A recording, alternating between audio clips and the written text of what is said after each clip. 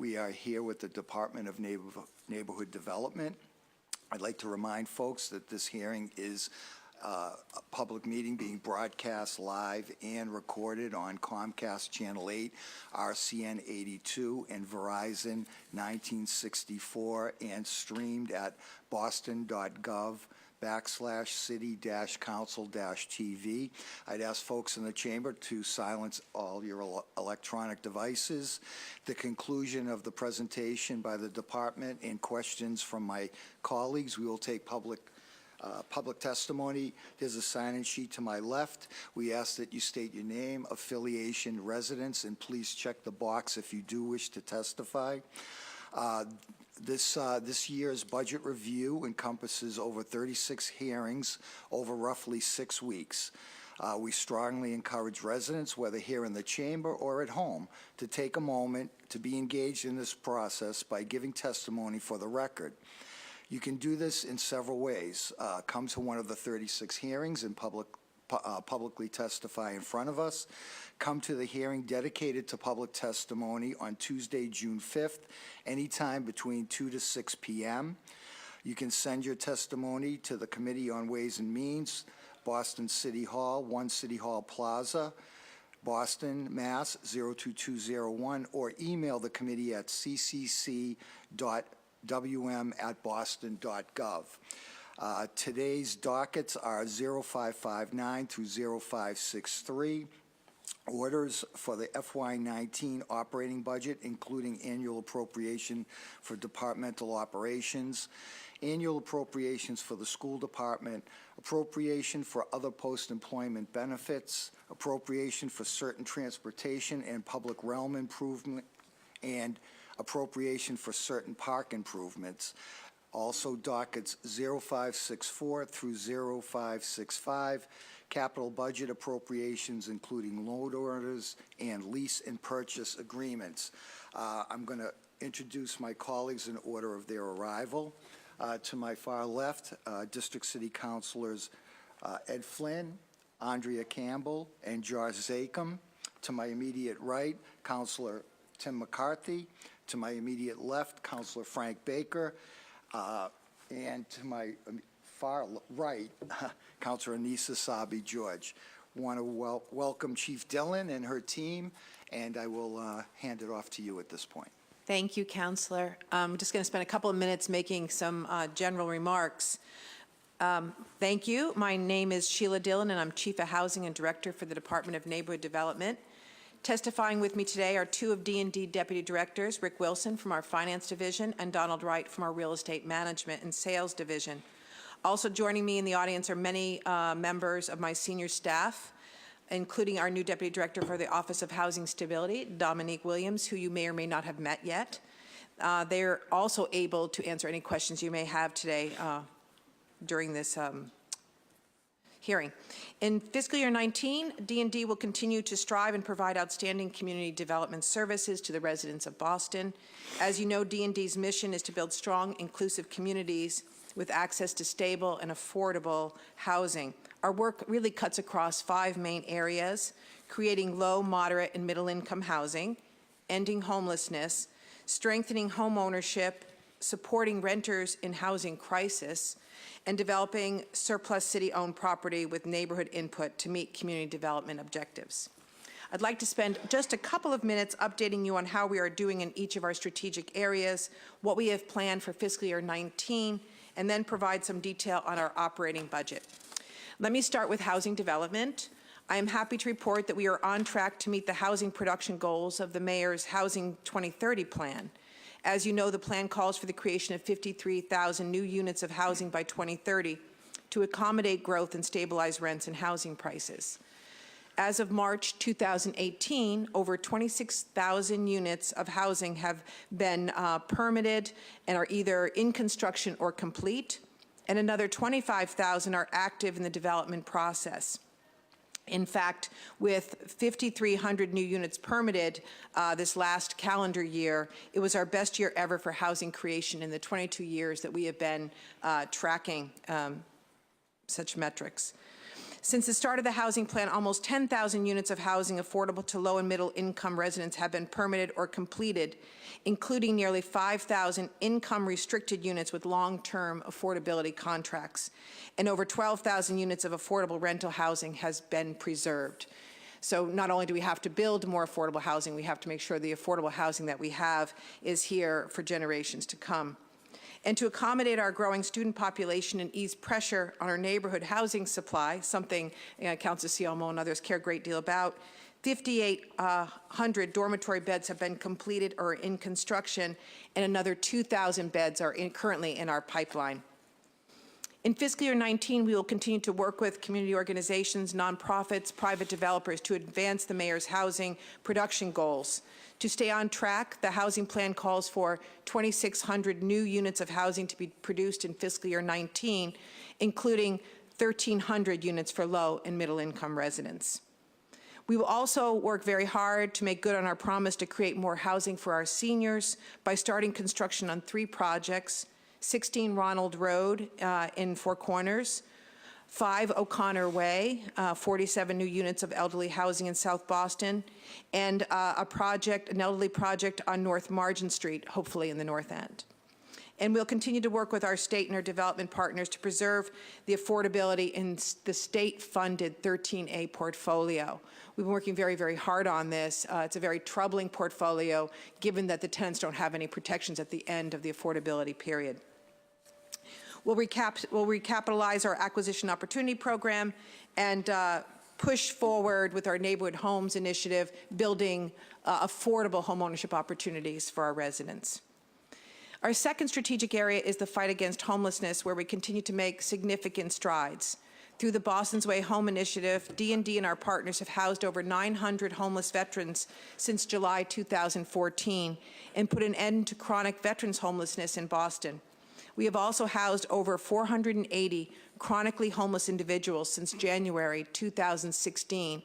These individuals are our most challenging and have been on the street and in shelter for very long periods of time. Because of our commitment to ongoing investments in housing and services, Boston maintains the lowest rate of unsheltered people experiencing homelessness among all major U.S. cities. Although we've been able to house more than 1,200 formerly homeless individuals in the past 3 years, Boston serves as a regional hub for services and emergency shelter, which continues to increase the need for homeless housing supports in the city. So to that end, in fiscal year 19, we'll place another 200 chronically homeless individuals and 200 homeless veterans into permanent housing with services, and we'll house 300 homeless individuals through our rapid rehousing program. We'll also be focusing this year on the critical issues of youth homelessness and transforming our emergency shelter system to respond more quickly and effectively. Both of those planning initiatives are underway, and we're very hopeful that we will have action reports completed in the months to come. Finally, as you recall, in January, Mayor Walsh announced the creation of Boston's Way Home, the Boston Way Home Fund, in partnership with Pine Street Inn, with the goal of raising $10 million in 4 years of private money to create 200 units of permanent housing for our most vulnerable citizens. As of March, we have already raised $3 million, so we are well on our way to meet that goal. And we're also now trying to identify sites where this housing can be built. I want to talk just very, very briefly about homeownership. So in addition to creating housing and addressing homelessness, we continue to strengthen homeownership throughout the city. It's a very challenging market, as we all know. In fiscal year 18, our Boston Home Center is projected to complete over 2,000 home renovations or repairs, including 1,600 repairs for our seniors. In March, many of us were thrilled to have Mayor Walsh help celebrate our 100th Senior Save home heating system replacement project. We did that in Roxbury. These repairs are improving our aging housing stock and helping seniors age in place, staying in the homes that they enjoy. We're also helping low and middle income Bostonians achieve the dream of homeownership. In the first 3 quarters of fiscal year 18, over 2,300 potential home buyers attended Boston Home Center classes and seminars, and hundreds received down payment assistance. In fiscal year 19, the Boston Home Center will continue to promote and support homeownership by providing over 6,000 individuals with assistance, including homebuyer classes, seminars, foreclosure counseling, down payment assistance, and home repair programs. We are thrilled that the proposed budget includes additional funding for down payment assistance to meet the demand for middle-income buyers. Just want to touch briefly on our work in housing stability. So in fiscal year 17, Mayor Walsh, as many of you know and you helped fund through this budget, launched the Office of Housing Stability, or OHS. In fiscal year 18, OHS expanded programs and services to help tenants and landlords with the goal of preserving tenancies and preventing displacement. In Boston's current real estate market, the demand for housing stabilization services remains too high, very, very high. So far this fiscal year, OHS has assisted 3,250 constituents, including 169 persons displaced by fire and over 60 households from Puerto Rico and Florida displaced by natural disaster that have come to Boston looking for a new life. One of OHS's main goals is to prevent evictions and stabilize tenancies. As of March, OHS and its partners, we do contract with some nonprofit partners, helped avert 368 household evictions, with another 132 projected by the end of this fiscal year. These are households that had received eviction notices and were working, they were going to lose their homes. OHS, working with our IT departments and Do It, has also helped revamp Metro List. This is our database of housing opportunities, which now reach over 13,000 subscribers weekly. For many years, we heard that it was too hard to find affordable housing in Boston, so we're really doubling down on these efforts, making sure that all new listings that come online are available to folks that are looking for housing. So in fiscal year 19, we'll continue to build on the capacity of the Office of Housing Stability to prevent 625 potential evictions and place another 250 housing insecure households into permanent housing. We'll be aided in achieving these goals through increased funding in the proposed budget for a number of housing stabilization services, including case management support. This budget provides money for another staff person, which is so badly needed. Flexible financial assistance for renters in housing crisis to preserve their tenancies or move them into new housing. Legal assistance for renters facing eviction in housing and district court. And emergency housing assistance programs, which supports residents displaced by fire, condemnation, or other natural disasters. We are excited that Do It's proposed capital budget includes an investment to further enhance the Metro List website. Finally, we continue to accelerate the disposition and development of city-owned property. We anticipate selling 100 parcels by the end of the fiscal year and have another 300 city parcels in active disposition. The majority of these land sales are being used to create affordable rental and home ownership opportunities. In fiscal year 19, we'll continue to effectively manage city-owned properties and will sell or transfer another 100 land parcels or buildings for housing development and open space projects.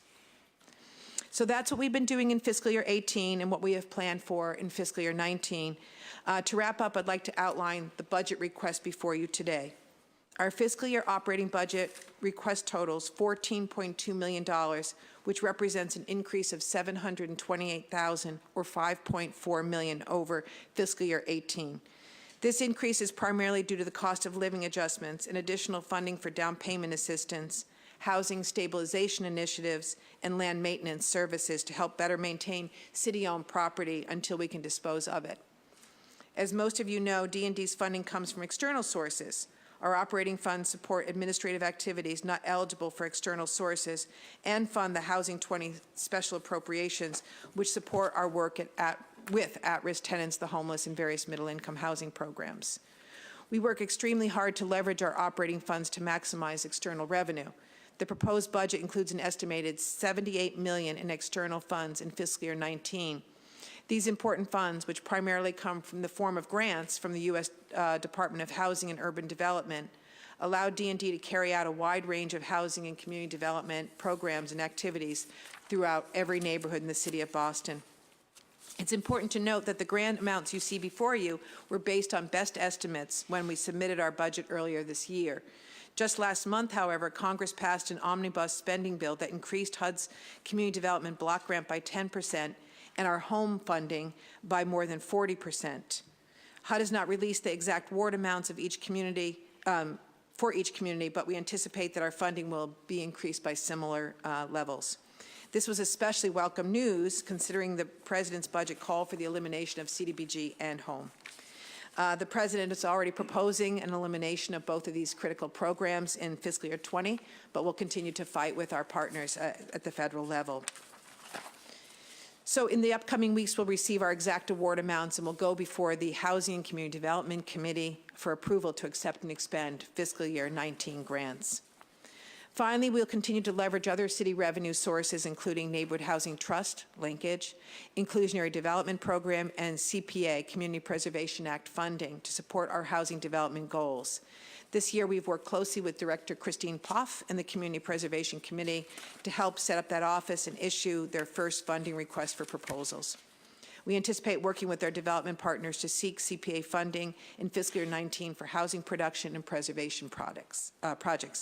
With that, thank you very much for hearing me. I know it's a bit long, but there's a lot going on, a lot to cover, and we welcome any questions you may have.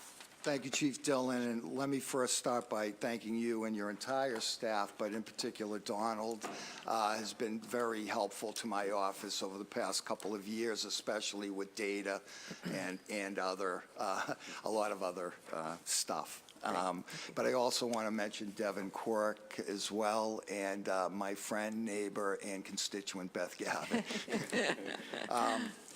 So can you go into the IDP funds? I see that there's a pretty large increase over last year, like more than double the appropriation request. 10 million last year, 21 million this year. Can you give us an overview of how they're going to be dispersed in what areas? Sure. So, and I think I'll let Rick talk about why there's an increase.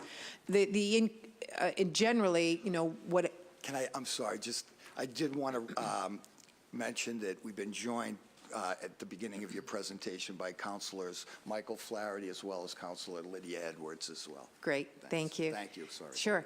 That, you know, inclusionary development is a product of, it's money that we extract from private development activities. So when there is increased residential private developments, we extract more units and money.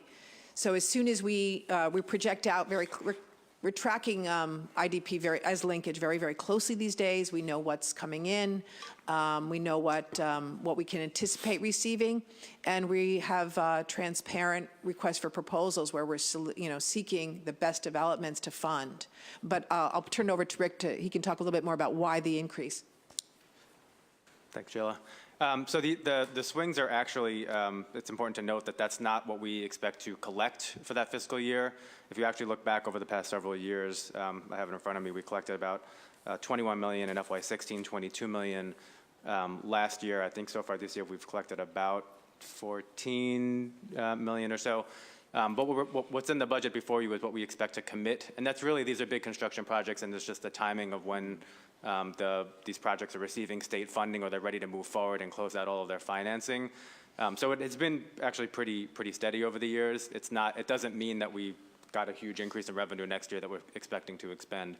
But we can provide you further detail on kind of where the funding is. Could you give us an example of some of the uses of the money then? Sure. I mean, we really use IDP for the creation and sometimes preservation of affordable housing developments. They're in family developments, they're in supportive housing developments, they're very much used in our elderly developments. We do, because IDP, the market rate developers are supposed to create new affordable units. We do like to use the majority for production and not preservation. And I think speaking of preservation, you did mention 1,200 or 12,000. I'm sorry, I missed that. 12,000. Right. And could you give us an overview of some of the uses to preserve those expiring uses? Yeah. So many of them are expiring, and when we can negotiate with a landlord, an owner, to increase to increase their commitment to keep the development affordable. That's what we like to do, and we like to use state money and state resources whenever we can to do that. There are times, however, that the city needs to put money in to help keep a development affordable.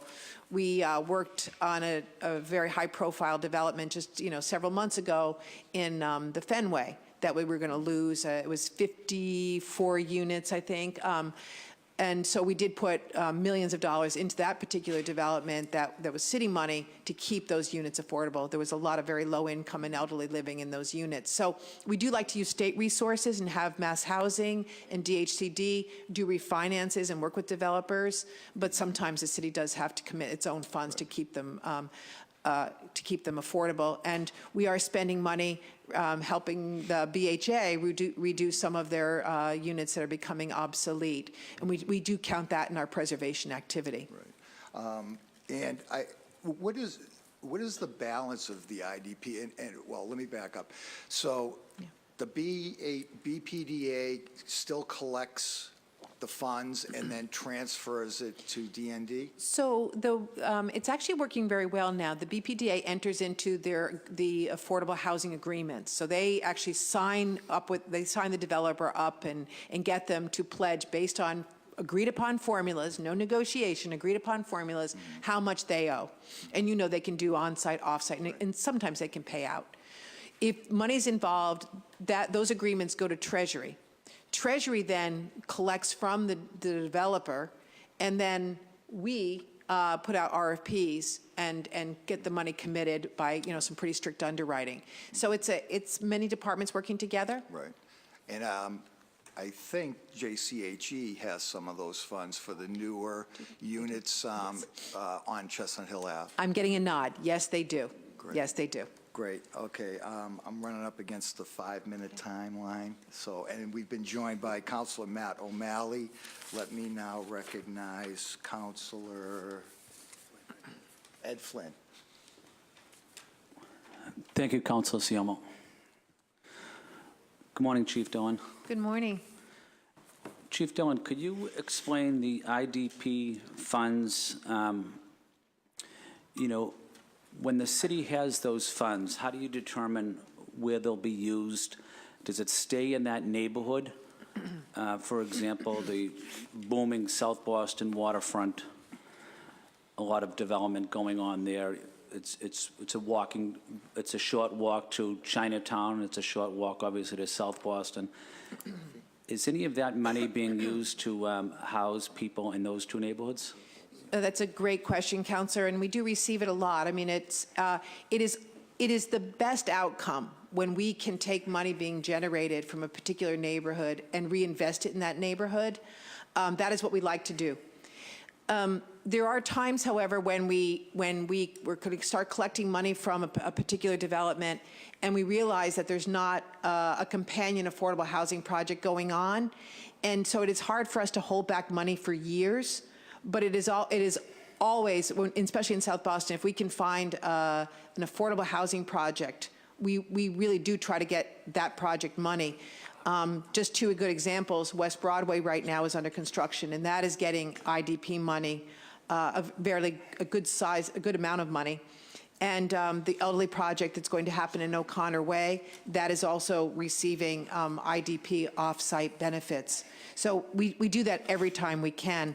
I did pull out some of the numbers by neighborhood, and South Boston has created 632 on-site and off-site units, meaning the developers had chosen not to give money, but instead to actually create the units. So they've, since the policy has been in place, they've created 632 units in South Boston, which is it's a good number. It's a great number. And then we have funded another 70 units of affordable housing, mostly done by the South Boston NDC. What percentage of the IDP funds would leave the neighborhood, though? I don't have that analysis with me, but I'd be glad to get that for you. Okay. Do you have a list of all city-owned properties? whether it's through district or citywide? Is there any way I can get a copy of that? Sure, it's on our website, but I can also get it for you. Absolutely. Okay. Can you talk about one issue that's very important to me is the success of housing homeless veterans? What type of cooperation are you getting from the state government, the federal government, and why is that program such a success? Yeah. It is really important, and I'm glad you raised it. We've gotten great cooperation from our nonprofit partners, New England Shelter for Homeless Vets, and the federal government early on. They made a lot of resources through the VASH program, and we used those resources very effectively. We do have a small amount of VASH vouchers left that we have not been able to use, so we are now working with the Brighton Marine campus and going to take those VASH vouchers and attach them to a new project there, they're going to work more intently with homeless veterans. So I think that the system has really come together too, and I do want to credit Lila Bernstein and Katie Cahill who are here. They meet every week with a list of homeless vets and all of the partners, and they go through a by name list to make sure that all the vets in our shelter system or on the street are on track of getting housed. It's I'd invite you to stop by sometime. It really is it's just a wonderful activity to watch. It's very, very intentional, and the results have been significant, and all of the nonprofits in the city have really come together to solve this problem. So it's working really well. Thank you. Yeah, I'd love to talk further with your staff about that. That's all I have for now. Thank you. Councilor Campbell.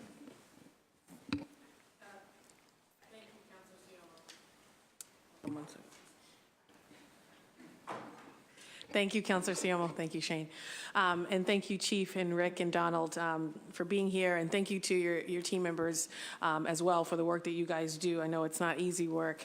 I have to also give a special shout out to Donald, who's also a D4 resident. He's been very helpful to our office.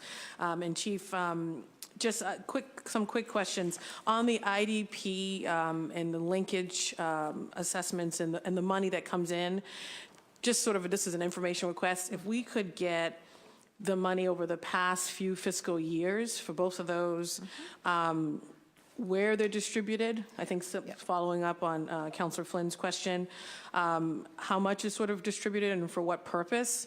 Also, if there is a process around this, I don't know if there's a written process around how this money is distributed, so a copy of that too would be really helpful. On the affordable housing piece, I know in last year's budget, we talked a lot about the need to do more in the senior housing space.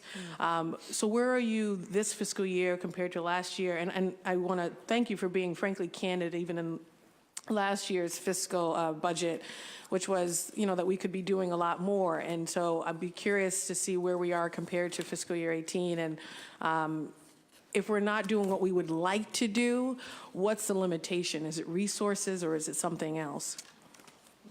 Yeah. Sorry, I'll find you the exact numbers.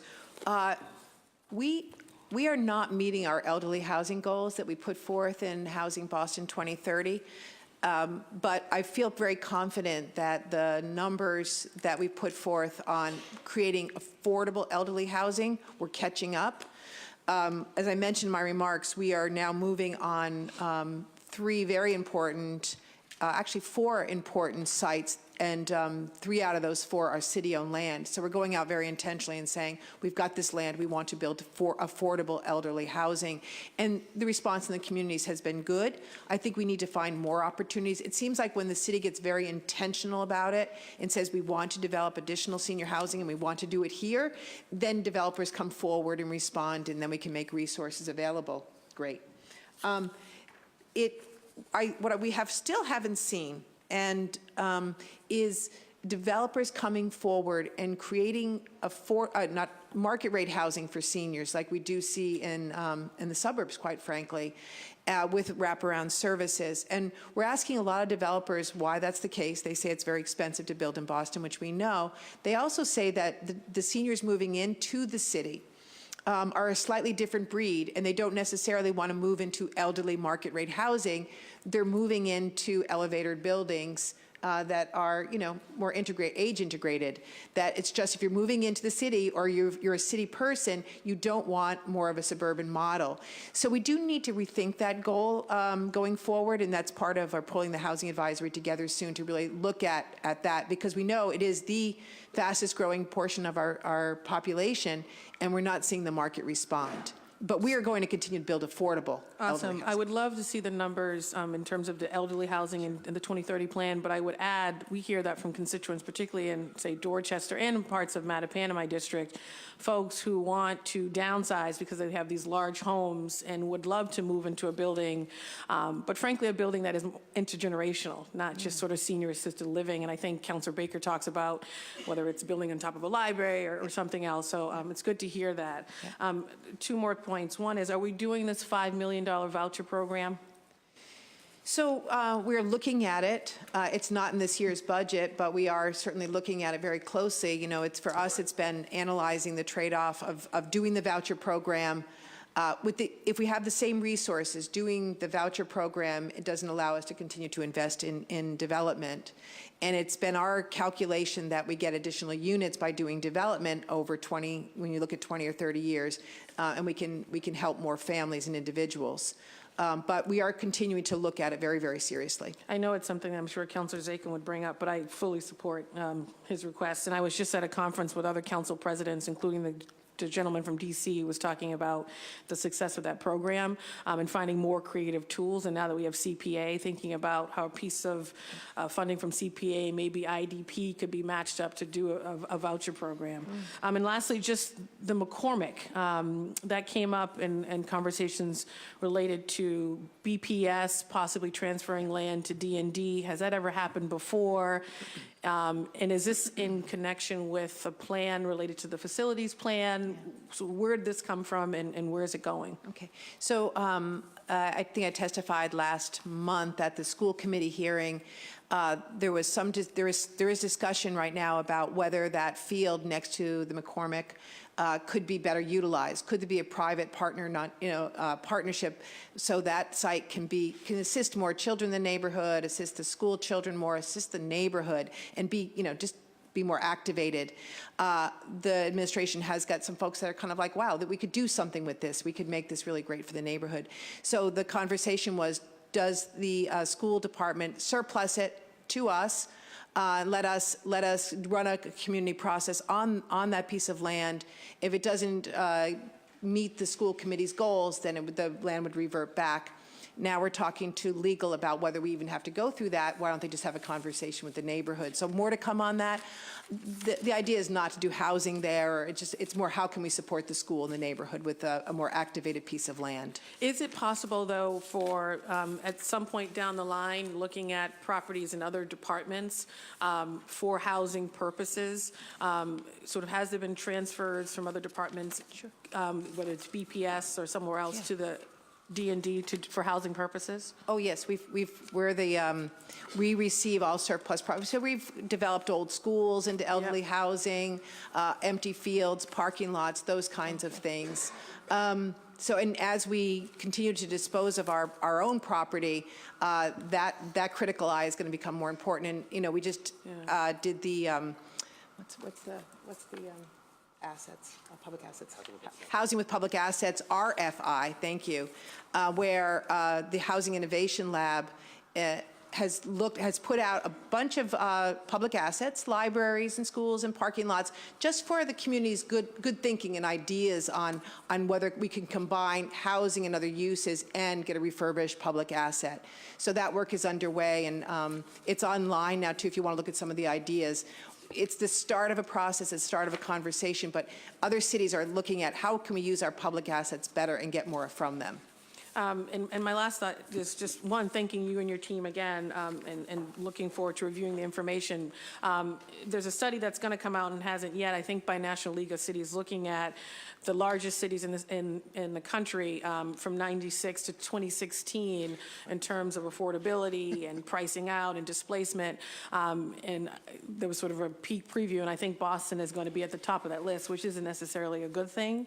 And I'm waiting to sort of see it. It was just sort of thrown out there in passing to me because I was from Boston.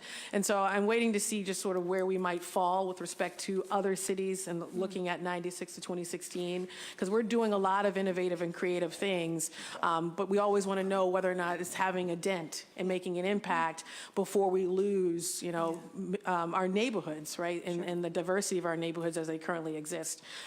So thank you for the work you do, and I also want to thank Councilor Zachem for continuing to push the voucher program. Thank you, Councilor Siomo. Councilor Zachem. It's a nice segue. Thank you, Madam President. Chief, gentlemen, nice to see you.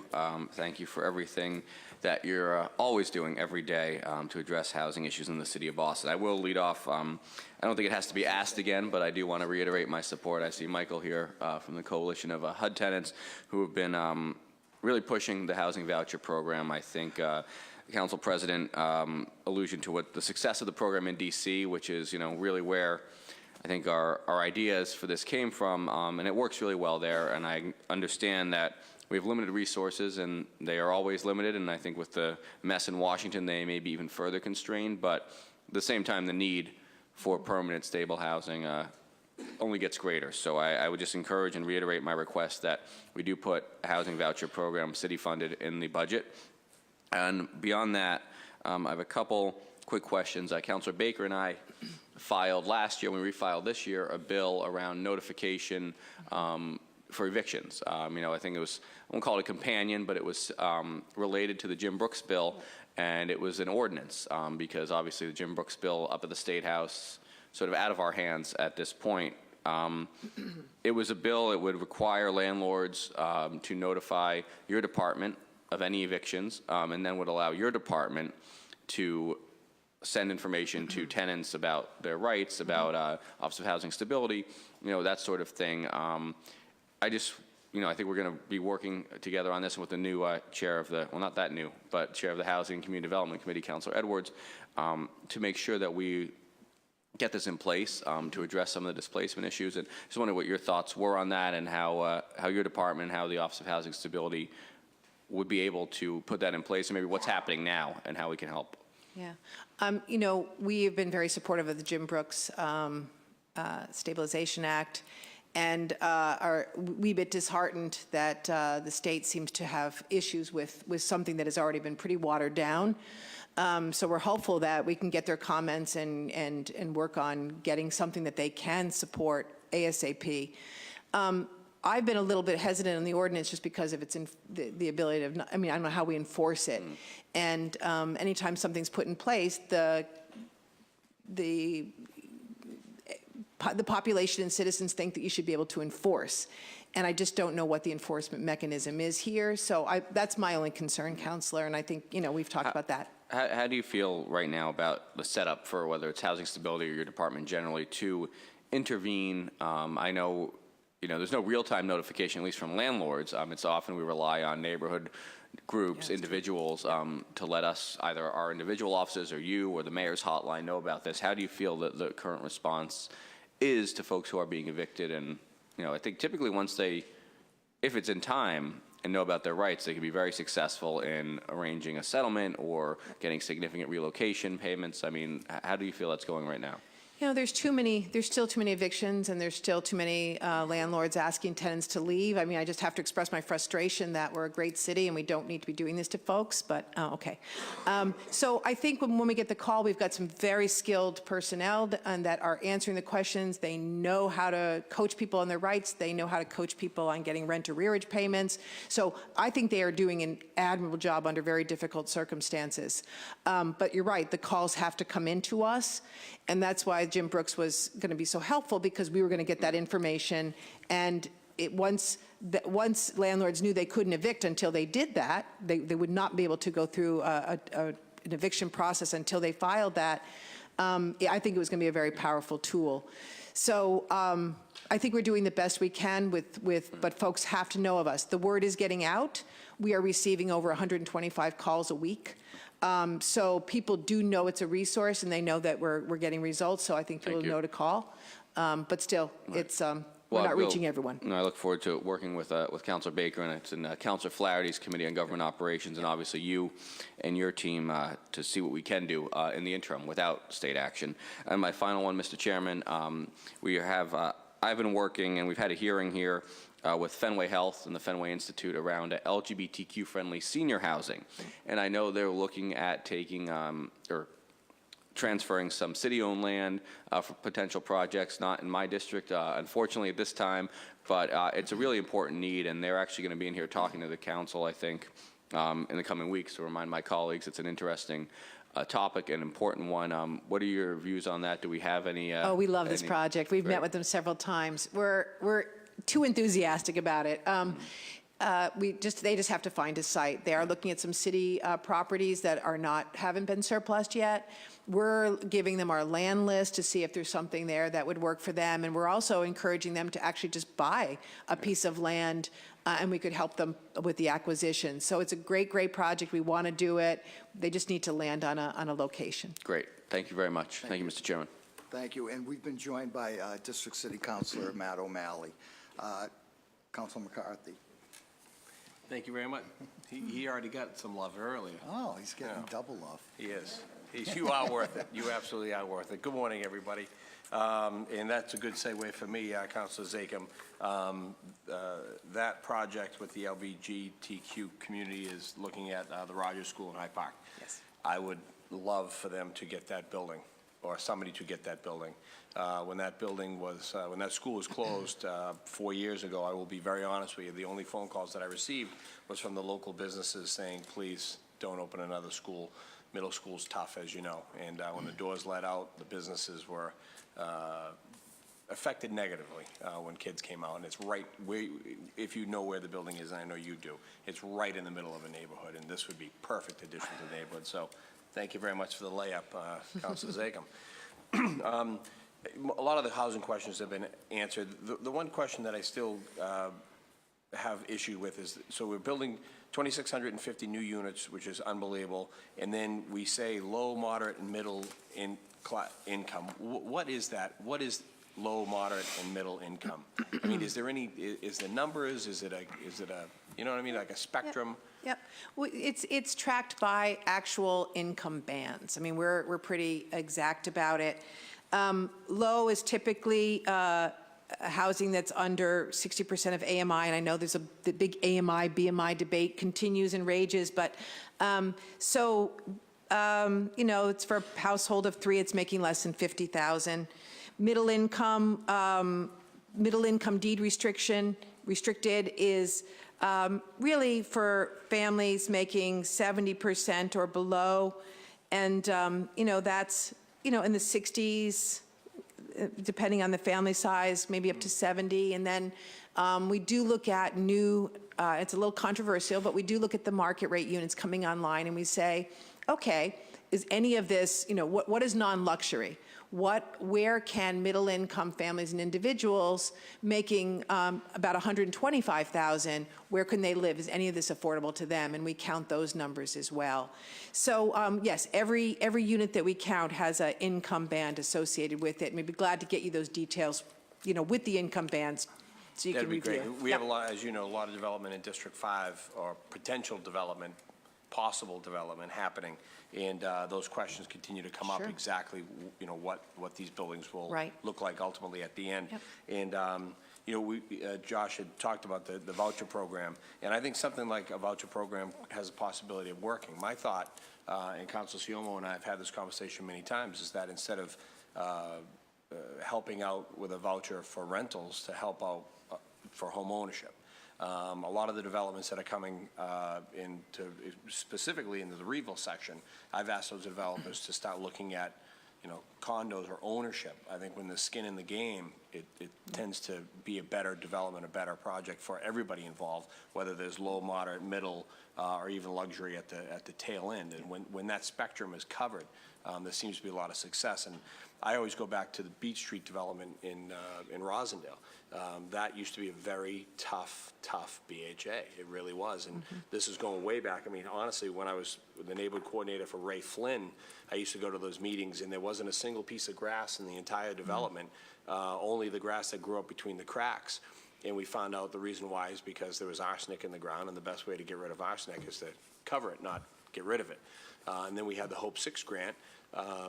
Now the development is completely changed, and when I go to the bi-monthly neighborhood meetings, and we give the 6-month police report, the 911 calls from the development are minuscule. You know, the last time we went there, we went to the April one. I think there was 6 calls in the new year.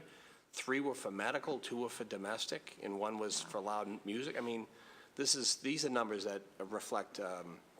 You know, a high-end condo unit in Duxbury, never mind Rosendale. So I think if we build home ownership and people have possession, it's obviously a better place. And then my last thing would be to Donald. Donald does a great job with all of the vacant lots and the fences and all that stuff. And I just, as spring is hopefully about to spring and sprung, hopefully we can stay on top of those, because I think there's nothing worse than ISD going out and finding people for an unkept lot, yet our lots are unkept as well. And Donald's done a really nice job, so thank you for very responsive when we call. We have a bunch of lots in District 5 that you always take care of. So. And this budget does put in for one more cleaning cut, which Right. is we felt was needed. So. Yeah, I appreciate that. Thanks very much, especially now that like September, October, November are still warm. So Matt can talk about that. All right. Thanks. Thank you. Council Baker. Thank you, Mr. Chair. Good morning, Chief Dillon and Richard and Donald. How are you today? Thanks for coming out. Sheila, can you talk a little bit? And first I heard of it was the McCormick School, I guess, with interest of surplusing a property. Can you talk about that a little bit? That's so we look to be doing a direct designation or something like that here? Or? No, I don't. We haven't made a decision. I think we just went to the school committee to talk about it. I think it's just to talk to the neighbor. We were just going to get the green light to talk to the neighborhood, talk to the schools, along with the school department, about how to activate that site. It's just it's a ball field, but underutilized, very, very large, in an area where there's lots of neighborhood children and a lot of school children. And I think the thinking is there something else that this can be to help more constituents? Yeah, because I mean, I question, and I know it's a different hearing, but I question if we're going to continue to invest in those schools down there. I mean, so I would want to be kept up to speed on what's happening with that discussion. And seeing as we're on the topic, direct disposition, has the city ever done that? Done Direct designations for city surplus? No, we can't. We can do direct designation if the value of the property is less than 25,000? 20. I think it's 25. I have to look at the law. It's a state law. But if it has nominal value, we can make direct designations. But even then, we typically don't. We put out everything for, competitive bid and proposals. Okay, Sheila, you had talked about housing, I think it was 4 elderly projects. Where are those 4 projects? I know the one down on O'Connor Way, which seems like it will be a win for us with the money going directly from development down on the waterfront to help build that. Where are the other 3? We have one, hopefully will get funded from the state, Ronald Street. It's an old school site, actually, but just land in Four Corners. You mentioned O'Connor Way. We're working with an owner of a building in the North End, North Margin Street. We're working with the community on River Street, right? So is that a private deal if you're working with an owner on North Margin Street? Yes. So private developer to build it? They've come forward saying, we want our building, we don't need this building, we want to be a good asset for the community. We're working with them now. It wouldn't be large, and we're also having some community conversations on a site on River Street. Okay. In Lower Mills, kind of Mattapan line there, to see if the community would accept elderly housing there. So we're every time we look at a piece of land, we're really saying, would this be suitable for elderly housing? Because the need is so great. Yeah, well, I think if we can make it elderly-only housing and it was an age limit, I think people would be more open to it. Back to the North End one, so privately funded, and are we supporting them how? Yes, so but it's a private building but we would be providing money, probably. So the units would be lottery units? Yes, exactly. Exactly. And how many units would be there? Not many. It's a smaller building. I think 25 we're looking at. It's in a preliminary stage. It hasn't landed yet, but as we scout around, it seemed like a good opportunity. Yeah. And we know the Michelangelo School in the North End has a very long wait list. Yeah, it certainly does. And the Boston Way home money, is that all going to be run through Pine Street in their supportive housing, sort of the way they're dealing with housing now and homeless now? The account is controlled by Pine Street, but So the money that's raised, that the mayor has asked people to raise through the that is the correct, way but it home. has it's not for their operations, so it's got a very, very specific To build use. housing. Yeah, if I could just take 1 minute. Other city. I only have 40 Oh, seconds. no, by the quick. clock here, but- Give me a minute. But other large cities that are grappling with homeless problems, much larger than ours, have larger developments, 100-plus units for homeless individuals with wraparound support services. Because to have these small scattered sites do these developments, they're very inefficient and they're very costly. And I think entities like Pine Street are having a hard time running them. Yeah. So these would be beautiful developments, but with a lot of services, but they'd have some scale to them. And that's what we want to use the money for. There's probably got to be some sort of sweet spot there, Sheila, whether if it's 30 to 50 units or something like that. And we talking small units, so people may have like a half a kitchen or whatever. That's right, just a kitchenette and a bath, but a lot of common space, and then a lot of places where staff can be to make sure that they're successful. Common kitchens, Yes. common living rooms, Yeah. living areas. Yeah. Great. Yeah. Sounds good. Yeah. Okay, I'll come back. Thank you. Thanks. Councilor Flaherty. Mr. Chairman, good morning, Chief and team. Good morning. Want to pick up where Councilor Zachem was with respect to the data collection piece, so we still have some work to do on that. Yes. And we just want to renew my request to make sure we have the Office of Housing Stability. I think that was created by executive order.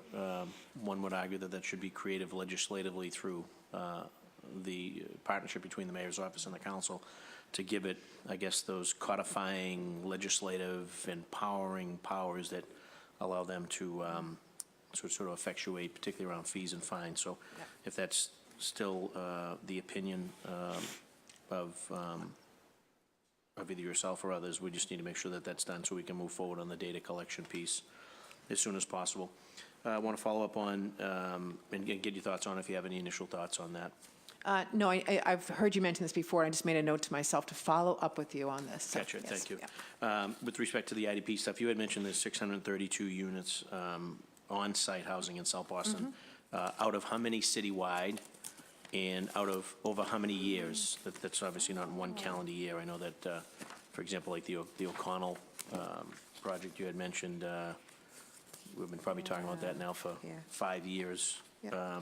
4 or 5 years, I don't know, and it's still not open. So these things take time. Right. I believe these are units that actually exist, so O'Connor wouldn't be in that count. So when we look at on-site or units that were created either on-site or off-site by a developer, not money, there are 3,000 units in total. So 632 of those 3,000 are located in South Boston, which is a goodly percentage. Okay. And then on average, it takes how long for that to happen? Oh, these have been, we're counting since the beginning of the program, which was really 2001, but there were not many units created then, and then the recession. So most of this activity is in the last 5-6 years. And I would argue that it just takes a long time when you're dealing with sort of D&D properties, if you will, and whether that's through the IDP or whether that's through our own site. So I don't know what, if anything, can be done on our end to expedite that process, given the affordable housing crisis and given the homeless crisis that we face. But, and I'll just use the O'Connell as probably a perfect example.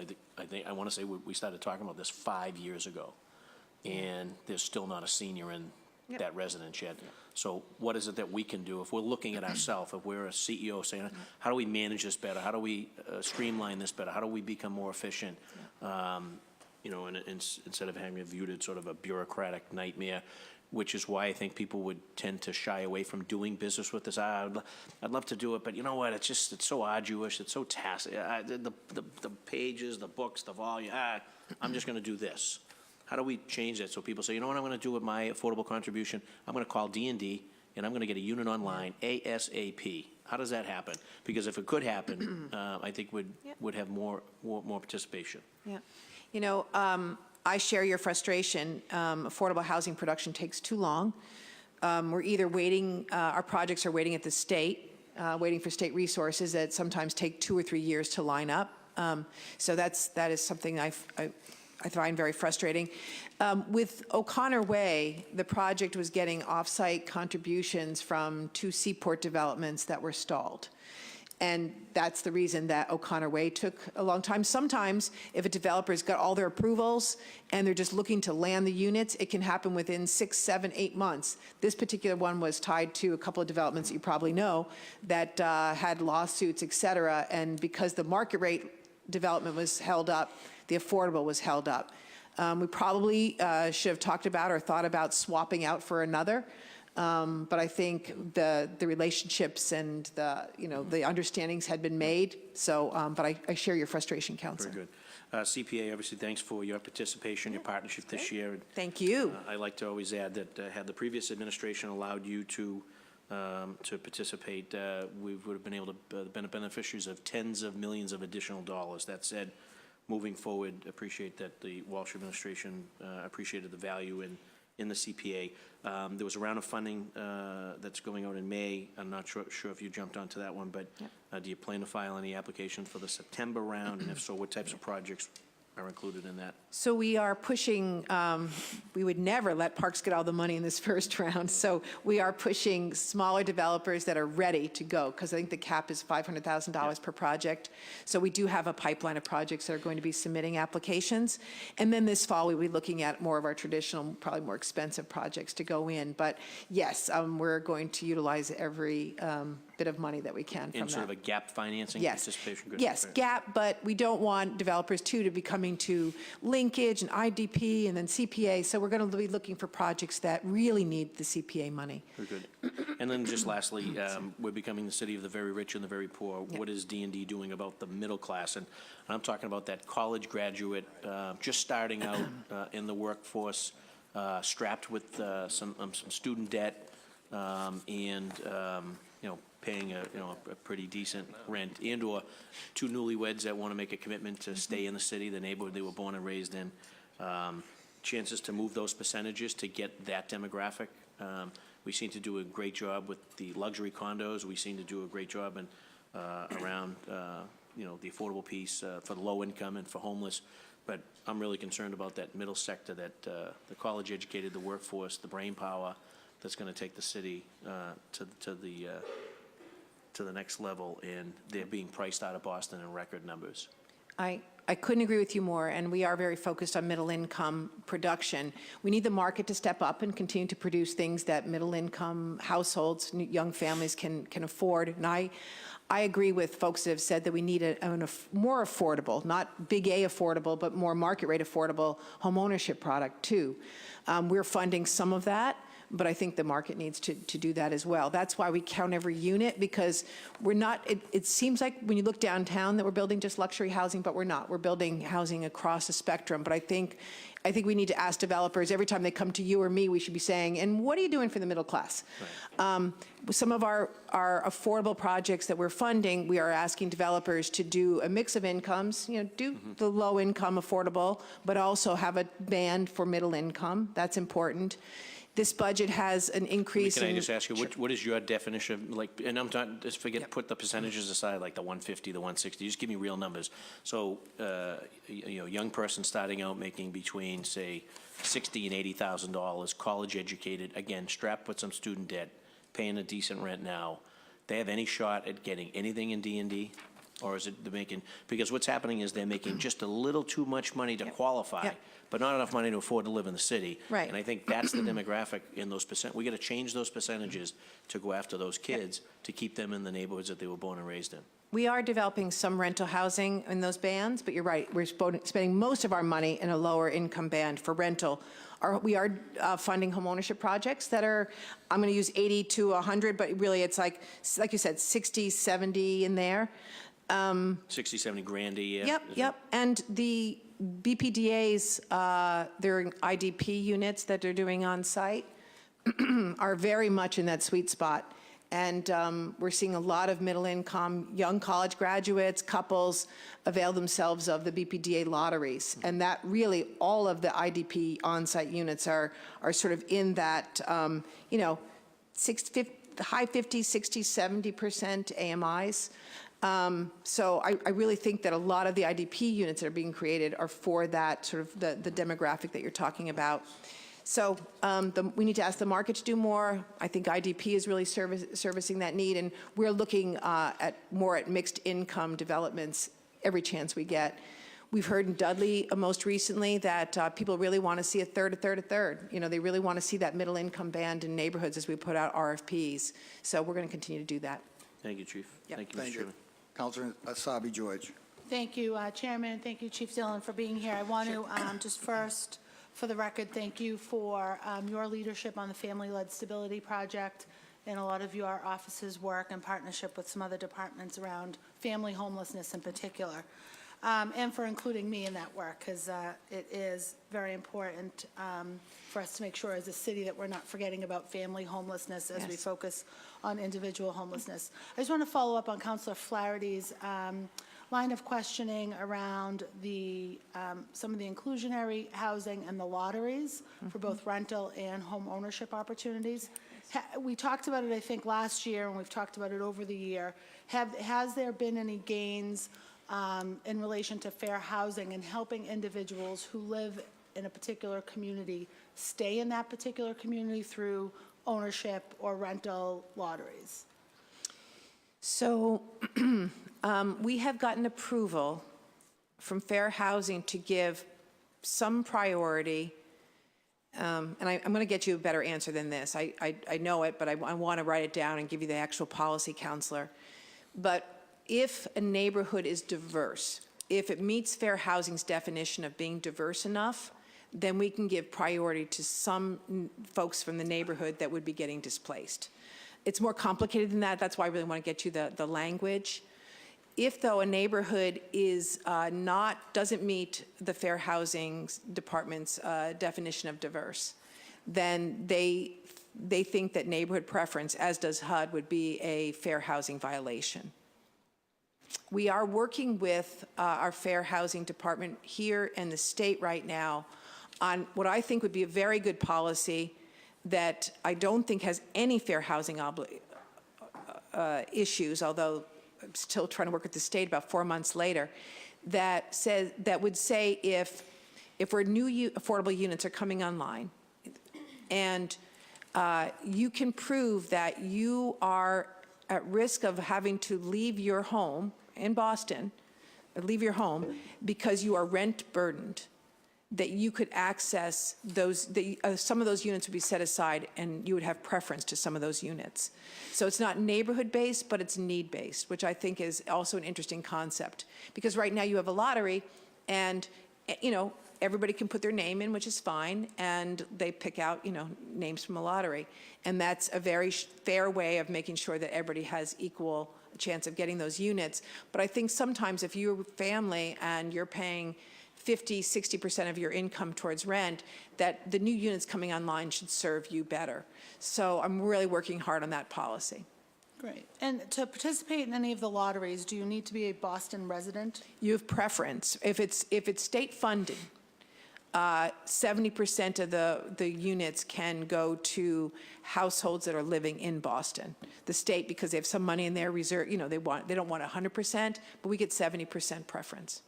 And then on any of our land disposition, when we dispose of a property for affordable, can we put a Boston residential regulation? Yeah, I know when we fund, we have a 70% preference. If it's just land, it's a preference. It's a preference, right? It's not so if no one showed up in the lottery that was from Boston, which is never the case, then we would have to defer and go to the folks that did show up. But usually there's more Boston residents than we can serve, so 70%. Right. And then we had a hearing just over a year ago now, or about a year ago, regarding the onlining the process for these lotteries, again, for rental or for ownership. And I understand the role of the Metro List, but because housing lotteries come from different places, have we made any, I think there was reference to a common app being used. Is there any update on this or any movement towards streamlining the process to access those units? Yeah, so I'm going to get you a more complete update, but I know that we have, working with the BPDA and working with Do It, there is a pre-app now that is universal that everyone is using, and I think they see that as the logical next step. And there are money in the capital budget, Devin, right? Dev, do you have an update? Okay, do you have an update, please? Yeah. Council, so there's funding in the capital budget, as Sheila mentioned in her opening remarks, to update the Metro List to take us to the next phase. It's not going to get us all the way to a universal application, but it's kind of the next step in that process. So we're hoping that that will lay the groundwork. And I think the idea is it takes in information from different property management applications and software to aggregate that so that we can see, people can see all of the opportunities that are out there. But it's not going to be quite to the level of a universal application. Right. There is And what's the percentage that the Metro List captures of units available? all of the affordable units coming online. They're now All new affordable? all new. Developers in their loan agreements are supposed to make any vacancy come online too, but I can't speak to what percentage of management companies and developers do that. And then my last question, and I'll wait for the rest of them for round two. When we met with assessing, and I think over the budget overview process, we talk about our dependence on property tax and new growth is less than it was last year. Do we have a projection of the inclusionary fund based on the lesson of the projection for new growth? Do you have a projection?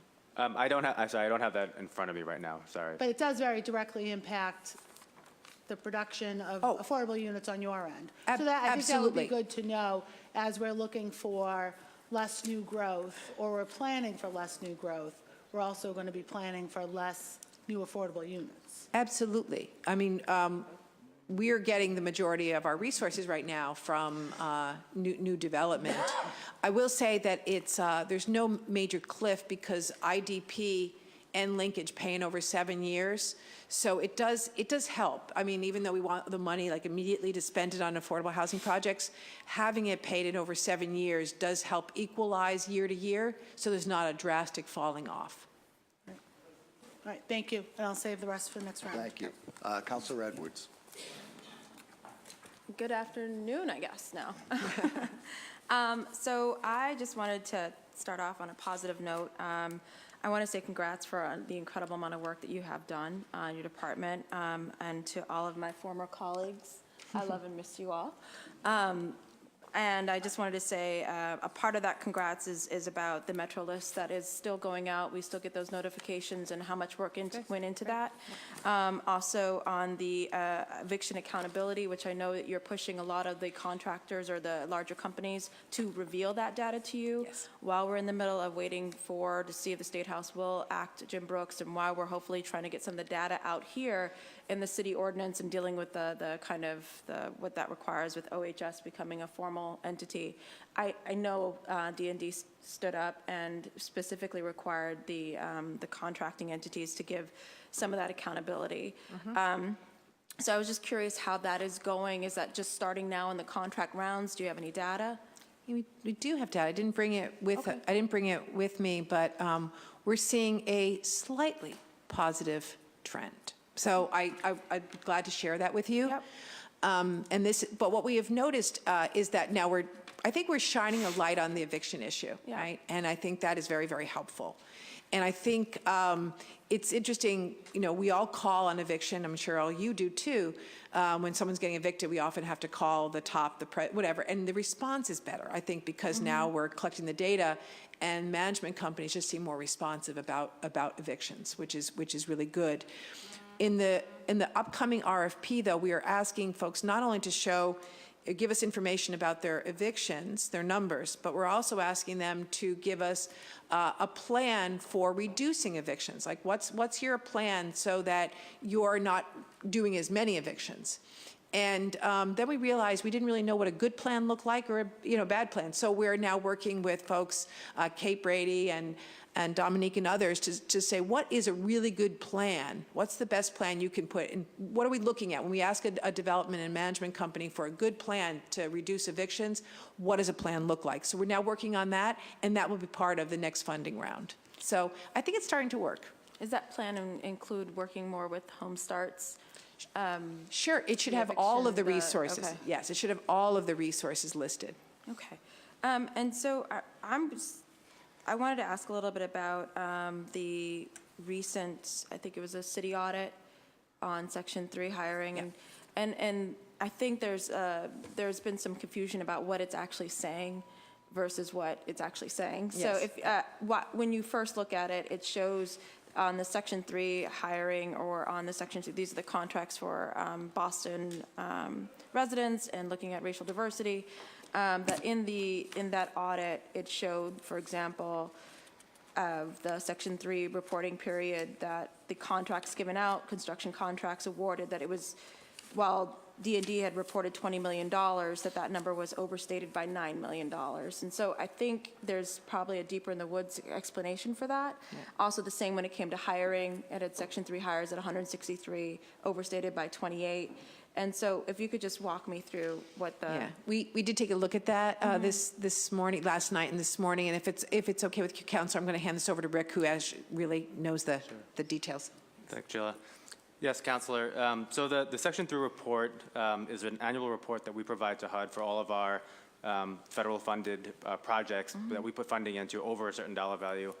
And it's a report on how much of the spending as well as jobs created for low and moderate income Boston residents.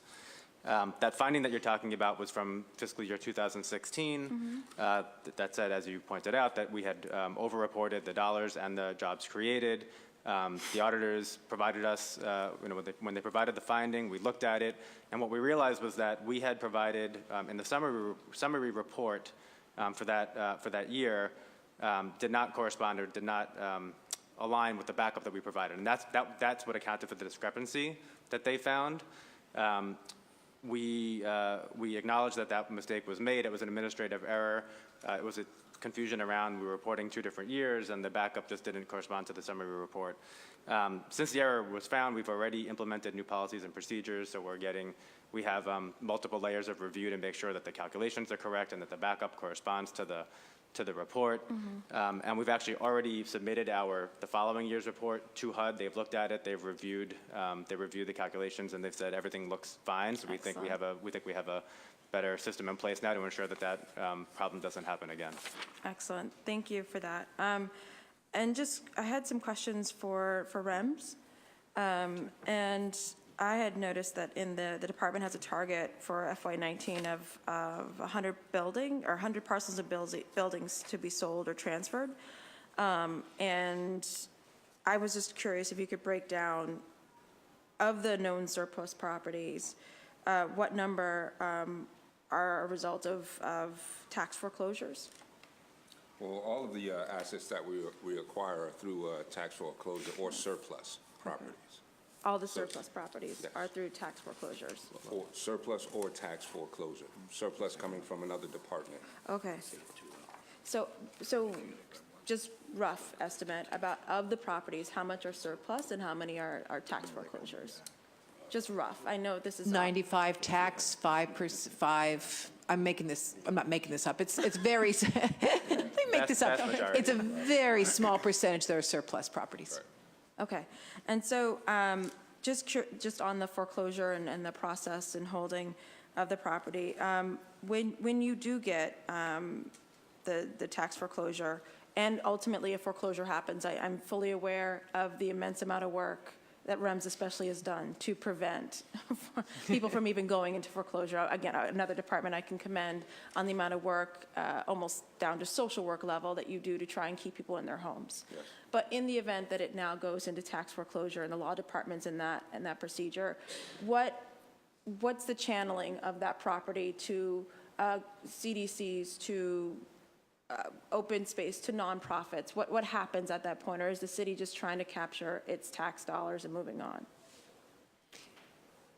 The vast majority, once again, and we can get you numbers, we're putting out the land, either surplus or tax, for tax taking for the creation of affordable middle income, deed restricted housing, urban agriculture, community gardens. There is occasionally a piece of property that we've evaluated. It doesn't lend itself to any of the above. It's got a lot of worth, and we will sell it for, resources so the city can, make revenue. Those are rare, especially now in the last 5 years or so since we really started, 5-6 years since there's been a affordable housing crisis. The vast majority is going for affordable housing. But we can get you the breakdown. And when you say it's usually going to a large developer who's committed to the affordable housing, or are you putting it in? It can vary. I mean, we do have CDCs that do respond to RFPs. So you have various levels of folks based on the program. So if it's a neighborhood homes initiative, that's one specific group. Larger sites, you might have a CDC or a mid-sized sort of developer responding. Yeah, I will say on our smaller infill developments, the homeownership. Sorry. You could have just texted me too, that you want me to wrap it up. I could text him to tell me. All right, I'll wait till the Okay, just one last thing though. Go ahead. At our neighborhood homes initiative that Donald mentioned, we are really trying to find small developers and contractors in the private market that are working with local contractors to build the new homes, and we've been very successful at that. It's too small for the larger nonprofits, right? And plus we want to get these. I was going to say men, but they usually are men, busy and participating in our programs. Okay. I will wait till the next round to follow up. Thank you. Councilor O'Malley. Thank you, Mr. Chair. Good afternoon, Chief and colleagues. Sheila, it has been truly an honor working with you this is my 8th budget season. You've been at all of them, and really appreciate your great work. I also think the work that you all are doing, your team is doing, is among the most important work that's happening and among the largest issues we're facing as a city. It's amazing to think, the economy has never been stronger, real estate values have never been higher, yet at the same time we are seeing people displaced. We are dealing with issues around displacement, gentrification, et cetera. So it's incredibly important and difficult work, so appreciate your good work. I have 6 questions. I want to try to get through all of them, so if I cut you off, I apologize for being rude ahead of time. Operating budget is up slightly, about 5.5%. Less than $750,000 or thereabouts. Contracted services is up about $143,000. Can you briefly talk about what that is? Yeah, so that's going to be a few of the investments that Sheila mentioned in her opening remarks in the Office of Housing Stability. About $365,000 of that is going for the Office of Housing Stability, actually, for legal assistance and so forth. That was offset by a reduction that we received in one particular investment that we got in the current year. It was a one-time investment for veterans' homelessness, a grant that we provided to the New England Center, and so that was taken out of our budget. Okay, great. So mostly legal services, though, that we would...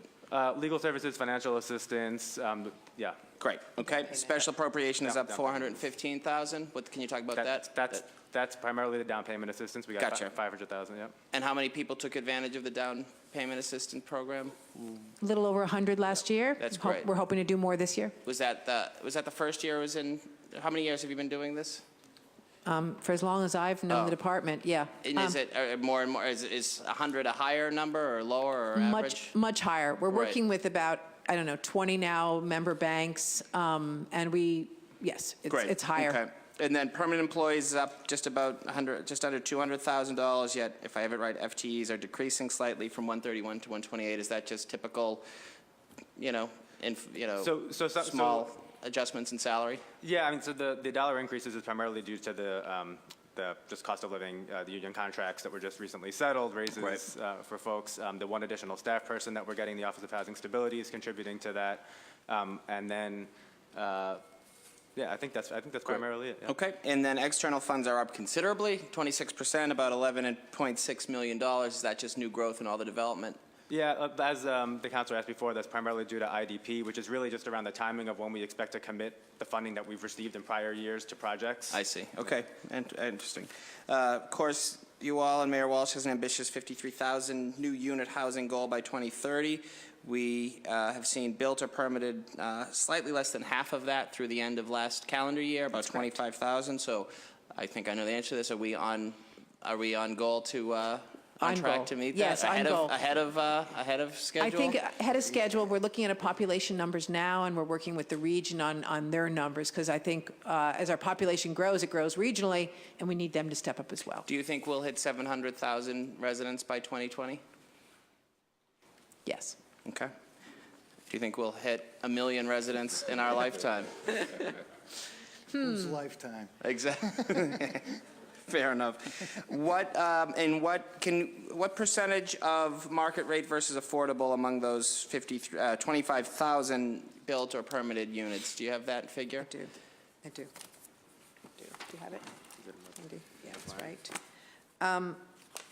right. Well, let me just, so there's about 5,000 units that are deed restricted, but 2,000 units are low income. 2,500 units are middle income deed restricted. Those are IDP units. And then about another 5,000 are market rate, are units in the market that we feel are affordable to the middle class. So if you add those up, it's about 40%. Yes. I want to do that math. Yes. So 2,000 low income, Yes. deed restricted. Yes. 2,500 middle income, deed restricted. Yes. And then 5,000 market rate, which you're including as affordable, when in fact, I mean, probably on the higher end. That the middle, right, the higher end. They're not luxury, it's not $4,000 for a two-bedroom apartment, but it might be $3,000. Might be three, it might be high twos, yes. Yeah, So okay. people say, like, how can you talk about that as being affordable? I'm not talking about it as traditional affordable units, but we need to build a range in the market. And so I think that the stock is important. And then the remainder would be this other remaining 60% would be luxury. That's right. Okay. Can we get a breakdown by neighborhood of new developments? Yes. If that's, okay, great. Do you feel, I think I know the answer to this question, I think you just answered it, but do you feel there are any areas of the mayor's housing goals that aren't being met? Our elderly numbers are probably the only numbers that are lower than we would like them. For the affordable, they're about 67% on goal. And for the market rate elderly, they're very low, like 10%. So we really do need to figure that piece out. Yeah, and the other thing is you do have a number of seniors who, have houses that are worth 4, 5, 10 times what they paid for it, want to stay in the city, are young or active, would definitely downsize to a 900 square foot apartment or condo somewhere. So that's a balance we have to strike. Additionally, as we talk about expiring use, I'm thinking of the Forbes building in Jamaica Plain, Rockingham Glen, which we've worked very closely in West Roxbury. What is the strategy for that that's only going to further exacerbate? Because I share that fear with you that many seniors are being priced out in addition to a whole host of other people. So the Forbes building that you mentioned is a 13A property. And so, like I mentioned, the tenants will have no protections if it goes market. The owner, we're engaged with the owner. We just reached out again. We're working with the state on these to put, really put some resources in to entice the owners to stay. So it's Mercantile downtown, it's Forbes, it's Newcastle, Saranac. It's some of these 13A developments that keep us up at night, but that we're working very, very hard on. Okay. We are confident that we can find a solution on the Forbes. Okay, glad to hear it. My time is up. I'm going to stick around for the next round, and I did want to, though, also extend my voice in support of the efforts from Councilor Zachem to pilot a voucher program with this year's budget. I think it makes sense, and I think it could really address one of the largest issues we're facing. Thank you, Mr. Chairman. Thank you. I guess I'm going to have to go on record in support of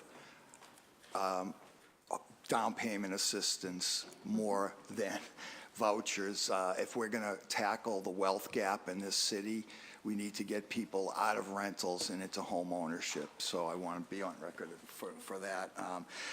Is it fair to say the IDP fund, you haven't appropriated everything out as it comes in? So there's a balance in a fund? So I would say that right now we've, you know what, I'm going to let Rick do this. Okay. Rick. Well, I've got it too. yeah, I mean, up till now, we've collected about $88 million, including the $21 million that the then the BRA transferred to us. We have a projection that we're going to collect between now and the end of next year.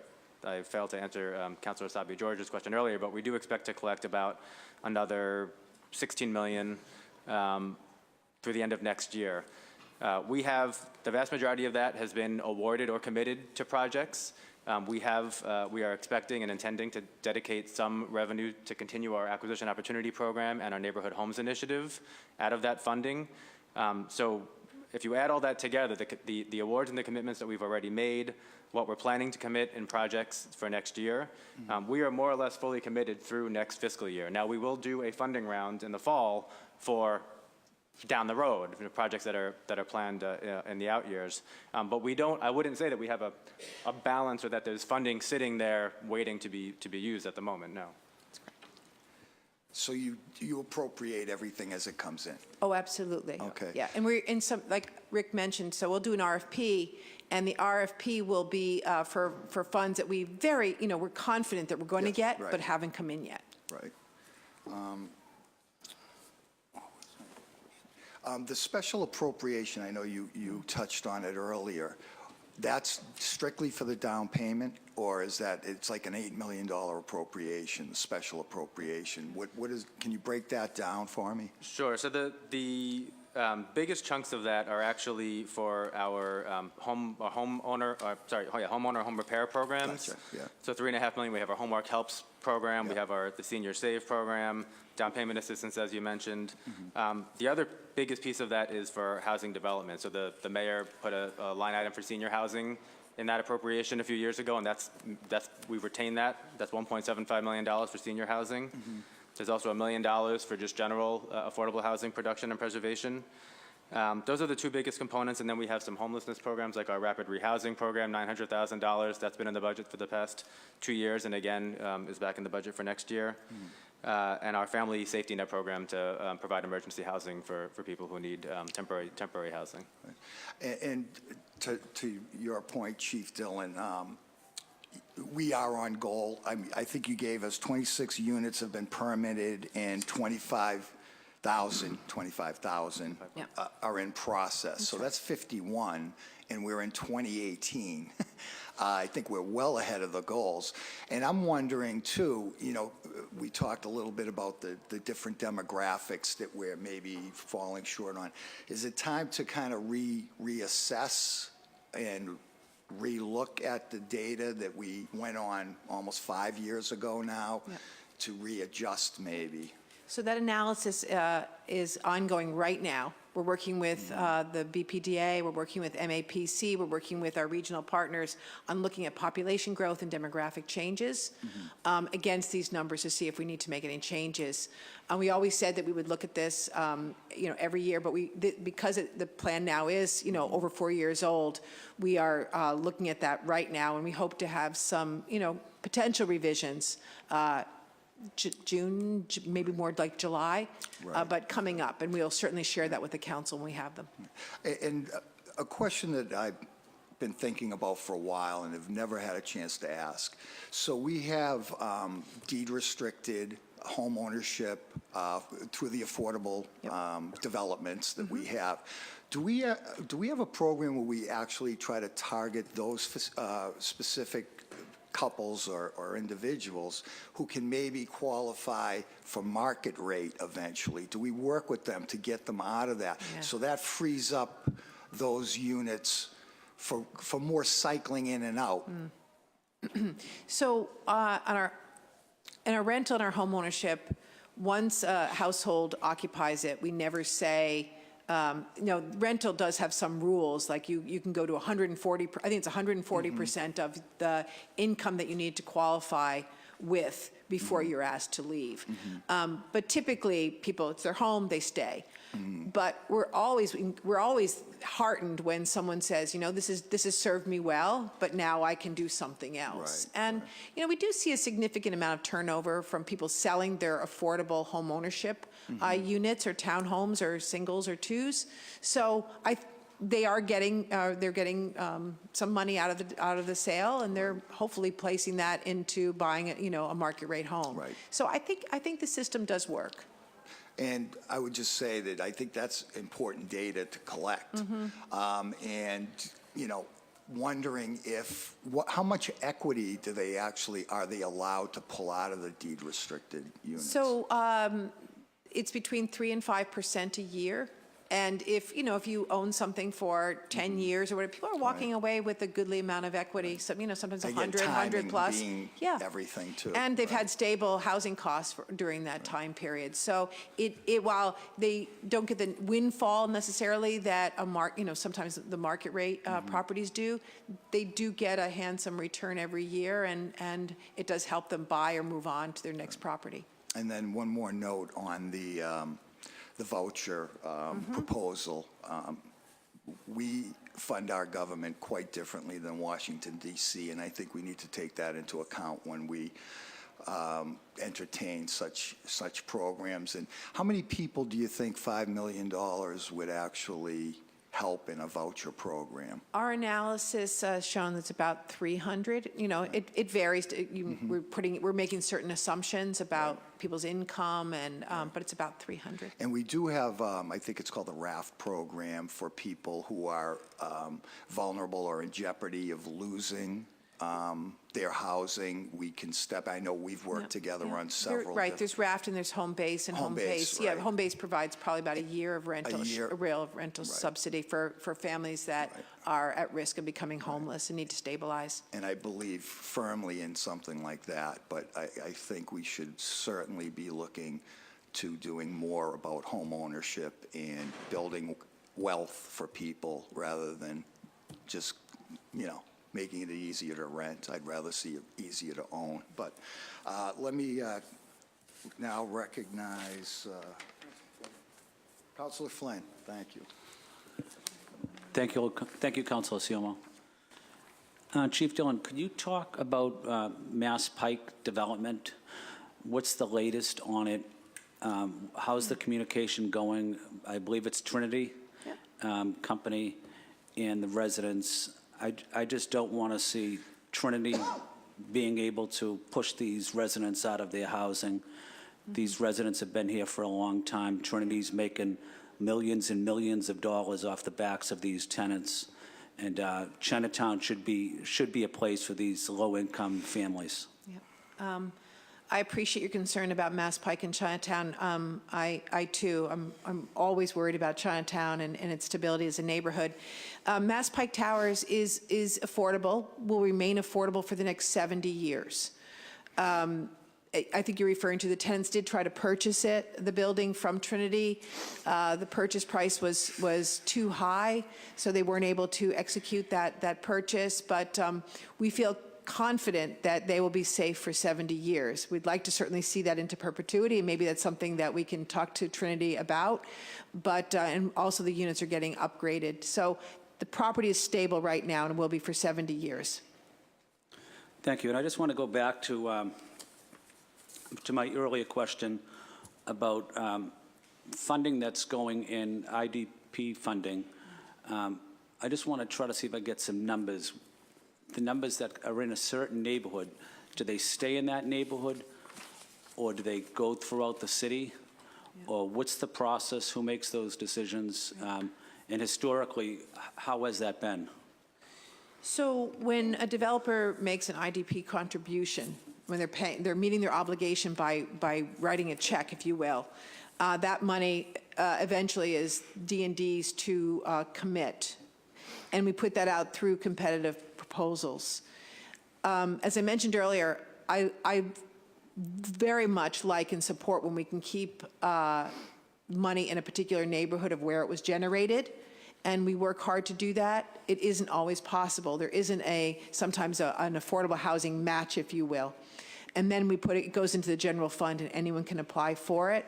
So, but we do like to make those matches when we can. Right. One of the frustrations I have with it, there was a site that built 30 or 35 units in the south end, and there were none that were affordable. So that was frustrating to me. That happened maybe a year ago. But I just want to make sure that these companies, if they do make a donation to the fund, that money stays in that neighborhood, because you're building luxury condos, and then if you're pushing the units outside of that neighborhood, you're just building luxury condo after luxury condo, and the middle class and low-income families are getting squeezed. Yeah. The vast majority of developers now are meeting their obligation by actually developing on-site or finding an off-site within a half-mile radius location to do their own affordable development. So the units are being built. I don't know what development you're referring to in the south end, but I can certainly research it for you. It sounds like it was being built as of right, perhaps. It was as of right. It seemed like it was a technicality that the developer used to exploit the situation.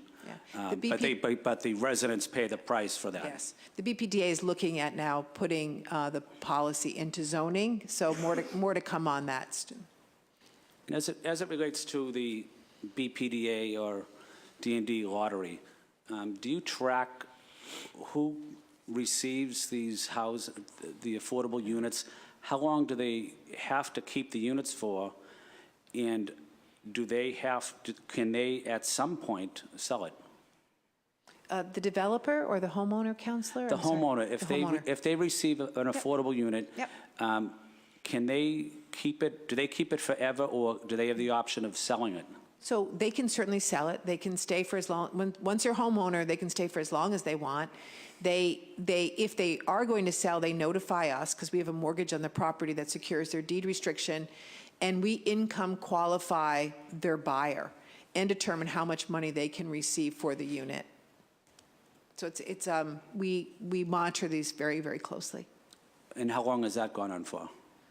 A long time. I mean, certainly D&D, the ones at D&D funds, that's been in place for decades. So if someone got a condo, an affordable unit for $200,000, can they sell that unit now for $600,000? There's two tests. One, they can only, if it's an older one, they can only receive 5% appreciation per year. So that's test number one, and we do that calculation for them. The second is they have to sell it to the same income band. So if they were an 80% AMI buyer, so then they have to sell to an 80% AMI buyer. So they've got to meet both tests. So sometimes, even though they're able to recognize a 5% appreciation, they have to lower the sales price to make sure that that same income band can purchase.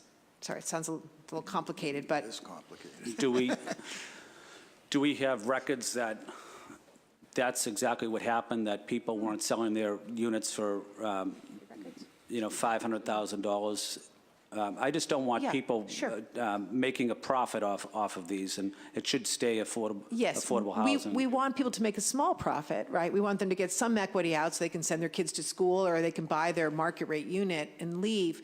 But you're right, we want it to stay affordable, and it does. Because we have a mortgage on the property and they can't get they couldn't sell it to a buyer, or they couldn't sell it to someone who needed to get a mortgage without a title company saying, wait a minute, there's a mortgage here. What is this? So we really do, they can't sell without checking in with us. And then we're very, very careful, and we give approvals, and then we place a new mortgage on the property and a new deed restriction reflecting the new buyer. So it's very well run. I can check whether we have records on a particular unit, and I'm sure we do, and who's the buyer, and that we've income qualified, et cetera. But we're very, very careful about it. We have staff people that do nothing but these resales. Now, is the new buyer, is that an affordable unit for the new buyer? Yes, and the new buyer has to be income qualified. So if the deed restriction says that the new household can't make more than $65,000, then we're looking at their income to make sure that they income qualify. Okay. Any of that waterfront money, is it any of it being used now at West Broadway development or Old Colony development and Lynch homes? I'm looking at Chris. I want to look it up exactly. There is Seaport money going into the West Broadway development. I don't know if there's any in Old Colony. That's what I want to check. It's hard to keep, thousands of these properties in your head, but I will look into that for you. And where is that Seaport money going into West Broadway for? West Broadway is a smaller development that the South Boston NDC is doing across from Broadway development, probably between C and D, B and...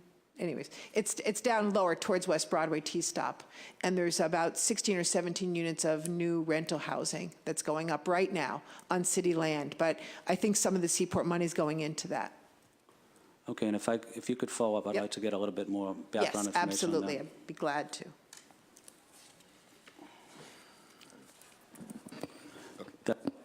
Thank you. Council Baker. Thank you, Mr. Chair.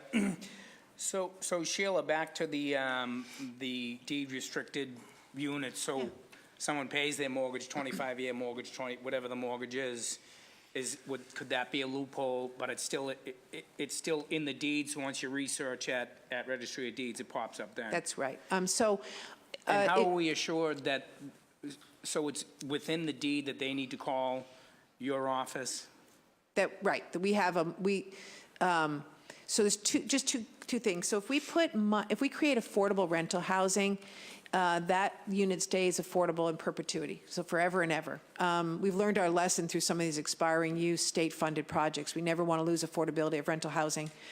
Homeownership, we're allowed by law to go up to 50 years.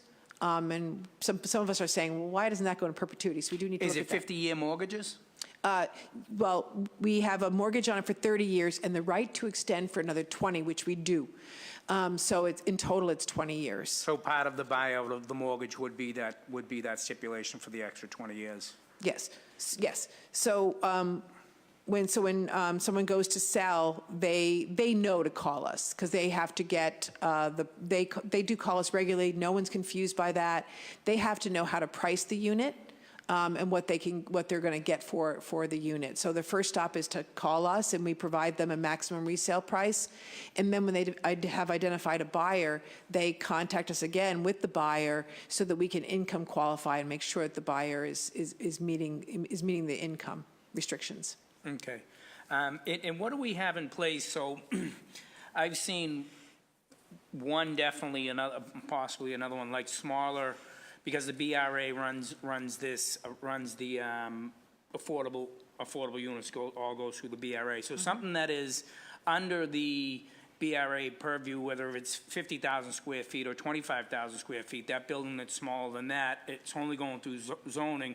What do we have in place to make sure that those buildings that are over 10 units, what do we have in place to make sure that all of those buildings we're getting our 2 units on, if it's 15 units, how do we know that developer that's developing that building, how are we keeping them in line?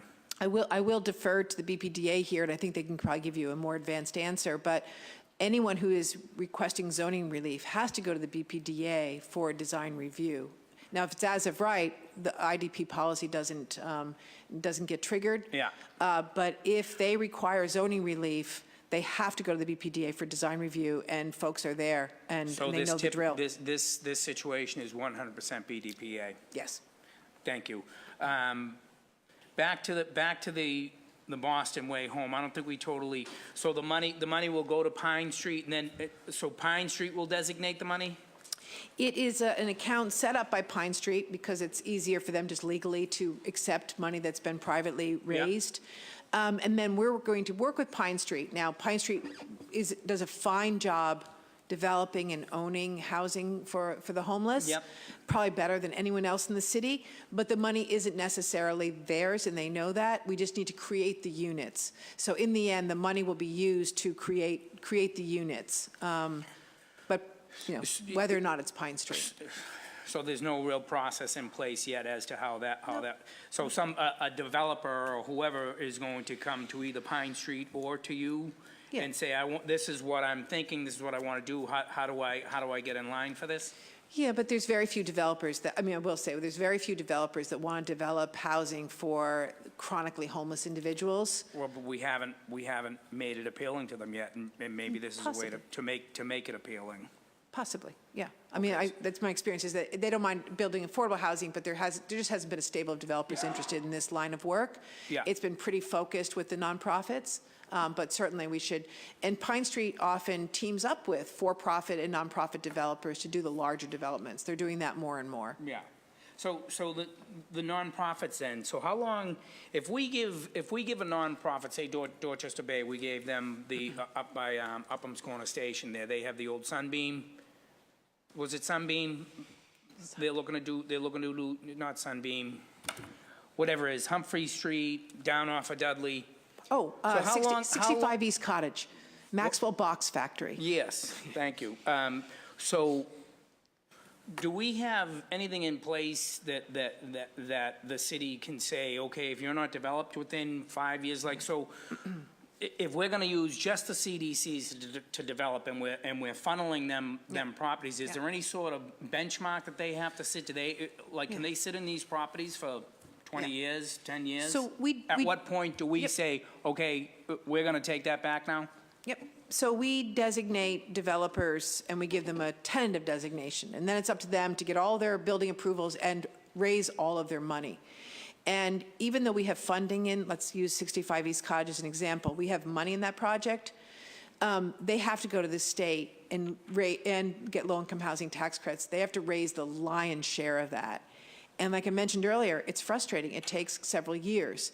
If we didn't think that the nonprofit or for-profit was doing everything that they needed to do to be successful, lining up their other resources, we'd pull that designation without hesitation. So every single project that we have designated a developer, we're talking to them at least once a month to know exactly what they're doing to get their financing. The rounds of the state are slow. I am hopeful in that case that they'll be. And I'm not picking on that case. No. It's just But something it's a very typical one though. They have to go to the state, and it takes them 2.5 years to line up funding. Even I think Maxwell Box. I think they've got all of their 4 or close to 5 years with that. Yeah, they weren't invited in the first round, and then I think this is their second round, so maybe it's more like 3 years.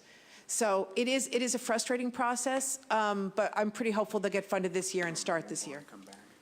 Okay, I'm going to All right. move on and come back. Thank you. And we've been joined by Councilor Kim Janey, Chair recognizes Michael Flaherty. Thank you, Mr. Chairman. Chief, just touching back on evictions, where are most of the evictions taking place? I know we don't have sort of the data collection piece up and running, but I got to assume the D&D sort of tracking internally some of these. Sure. So where are most of the evictions taking place, like the top, say, 3 or 4 neighborhoods?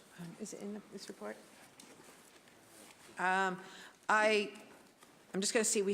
This isn't public yet, but we've got a new report on our newest data. I don't know if it's in here. It's Dorchester, Roxbury, and Mattapan, I believe, but I can get back to you on that. I don't think it's in Thank here. you. And then what percentages of the evictions are for non-payment of rent versus, say, non-renewal of leases or tenancies? I want to get you that number too. I'd say it's probably 90% are non-payment. But non-payment, sometimes the rents are raised so much that it really is just an interest in having the tenant leave. Gotcha. So it's not necessarily a situation of a new buyer, say a new home, someone buys the house and then they knock on the door and say, hey, we'd love to have you stay, but I'm going up on everyone's rent because I paid X amount more for the property that the original owner paid for. That's right. I just did find it. It's 70% in this last data collection we did. 70% was non-payment. Gotcha. And then of that 70%, the non-payment, was it, I guess, I'd like to peel back the onion on that. So the 70% of it is for non-payment of rent. but we don't know whether or not those are in sort of a new owner situation where they jacked up the rent versus just not paying the rent from a previous owner. We wouldn't know whether it was a new owner. I mean, I guess we could look at the addresses and then do some kind of data matching with recent sales. That would be a very large research project. So I don't have it. Right, and I think that's important only for the simple reason is that it's one thing for someone to be in the displacement business, right, which is sort of, why we took such a focus on the Jim Brooks stabilization and why we want the data collection. So if there is someone that's doing this across the city that's, buying up and displacing, we need to find out who's doing it and where they're doing it and deal with it that way versus someone's just not paying their rent and what's the homeowner going to do? So and we hear the argument all the time. Anytime we take on this issue, whether it's Jim Brooks or, every other year, it comes in a different form or a different name, and then you'll talk about sort of the rent-free trick gets raised up in that. So if we get 70%, if the evictions are happening in the neighborhoods and that 70% of them are for non-payment rent, I think it begs the question as to are those new owner situations where the rent has been jacked up, then that's a displacement. That's purposeful, and that data is very important. And who's doing it?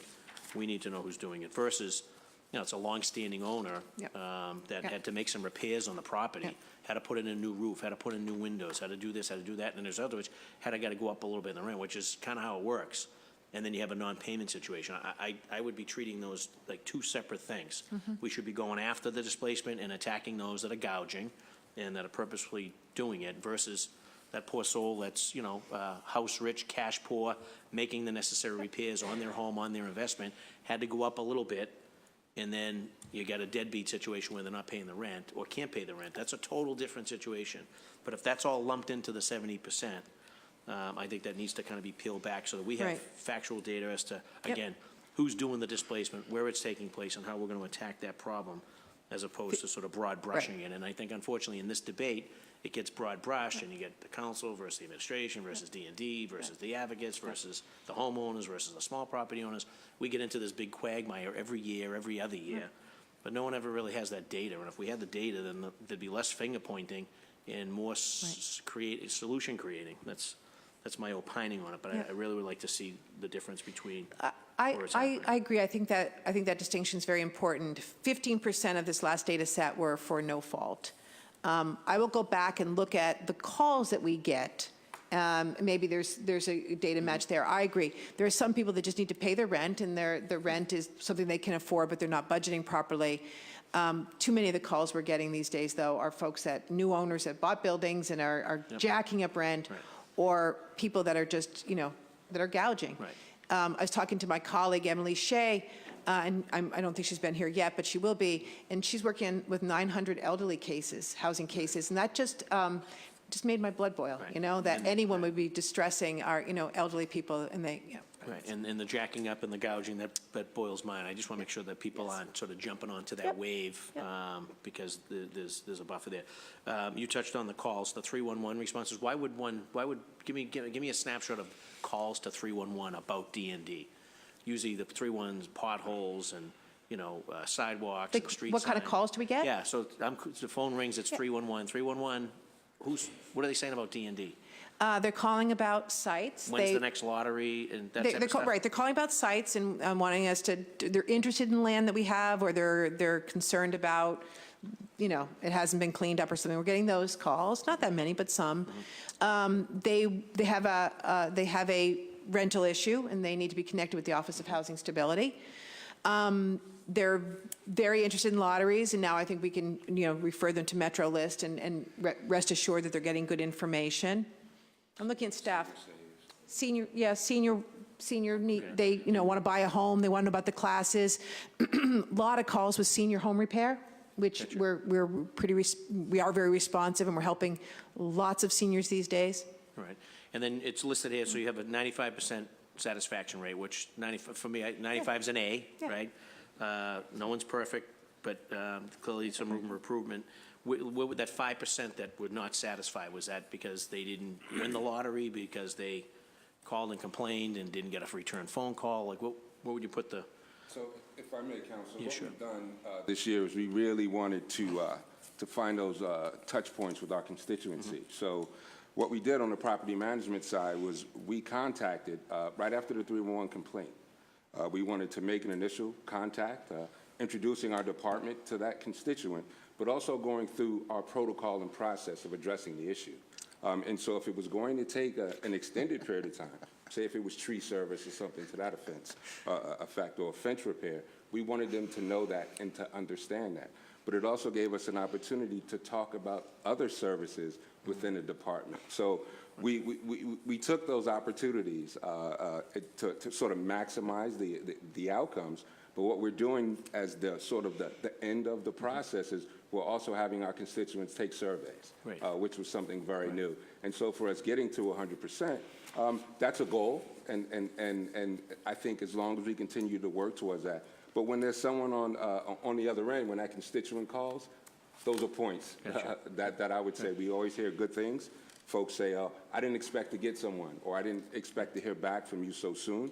That's a win for us. Which is great. And we No, will that's great. continue to work towards that 100%. No, that's great. That's great outreach and from the constituent standpoint, plus being proactive on other questions. And then finally, Chief, the D&D, do you guys conduct your own lotteries, or is that something you send out to an independent company? Fair Housing works with the developers to do that. And then do you guys require on-site lotteries?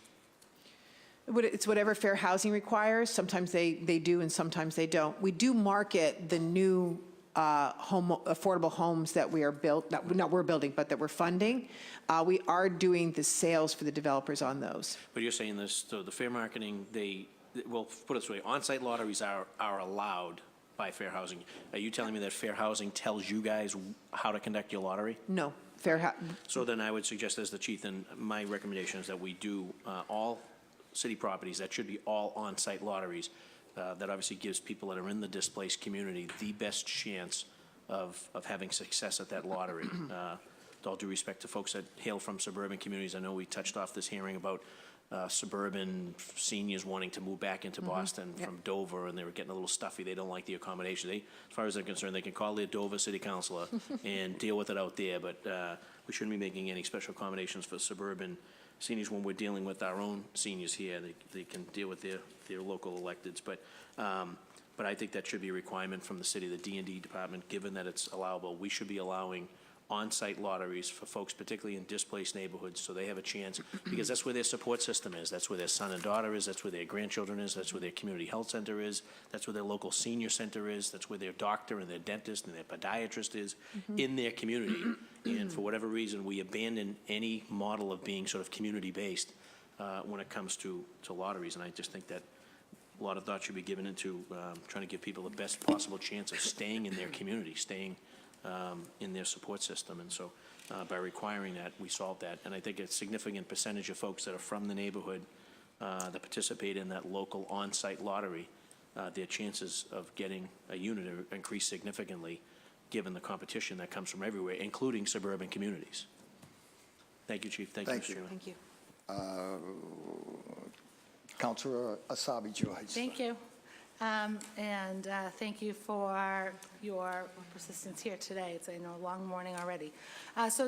My questions now are about, and I meant to start here, but it worked out starting with other questions earlier, about the numbers of homeless individuals that we're supporting across the city. And I think in your opening presentation, you mentioned some of the targeted numbers for housing, both what we projected for fiscal year 18 and what we're projecting or aiming for in fiscal year 19. Could you review some of those numbers? Sure.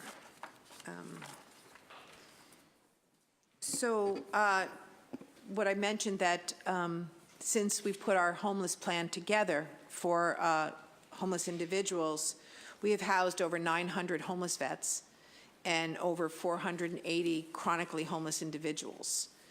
And so that this year we hope to house another 200 chronically homeless. That means that they've been homeless for over a year with a disability. And we hope to house another 200 homeless veterans. So it's 200 plus 200 vets? Yes. And then what were our goals last year and how did we do achieving them? So do you have that? I think it was about 200 last year as well. Yeah, it's in here. Just do you have it? we'll find it. And then as you're looking for them, I'm also interested, because I know that our shelter data shows that just over half of the individuals who present themselves to our local shelters are not from the city of Boston. Do you have, based on the individuals that we're housing, how many are from Boston, how many are not originally, or their community of origin is other than Boston? Yeah. So the first part, I'll respond to your first comment. It's between 50 and 60% of new individuals coming into individual shelters are from outside of Boston. And what's our relationship, go ahead. No, just that. Okay, and what's our relationship with the sending communities? Do we have any ability to bill them for the services that we're providing at great expense to their residents? We don't bill. We have started to have conversations with other local shelters. There's, shelters in Quincy, for instance. So we see a lot of homeless folks from Quincy at our, coming to our shelters. And so we've started to have a conversation. If someone comes and they're better served, does transportation make sense? Should we be? But the conversations need to be more robust. We're also meeting with the state in the upcoming weeks. They right now are procuring their shelter contracts. We want to have a conversation with them about where the shelters are going to fund and what are the policies at those shelters. So even if they're funding additional shelters statewide, are they dry shelters? Are they shelters that bar certain activities, certain people? If they do, then people are just going to continue to come to Boston. And while I don't want to ever sound unwelcoming, nor does this administration, sometimes individuals and families are served, to Councilor Flaherty's point, they're served better in their own communities where they have ties, even if they're somewhat fractured. So this is something that this year we're really going to focus on, because I think we all felt that when we housed so many homeless individuals that we'd see our shelter numbers decrease. And we're not. We're seeing them really remain steady. Length of stay is going down, but the actual just absolute numbers are still high. And it is because of this influx that we can't seem to get ahead of. Right. What is the shelter contract? What is the reimbursement rate from the state for our beds? I'm looking at our homeless experts.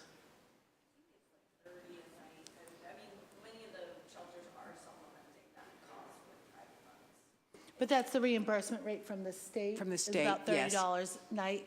And what you're saying about the shelter policies for shelters outside of the city is that they're getting the same reimbursement, but perhaps have much more restrictive policies on their guests. I know that the reimbursement, in fact, this is part of the shelters are sort of frustrated with it, because I think the reimbursements do vary, and I don't think there's a set policy that actually coincides with the variation.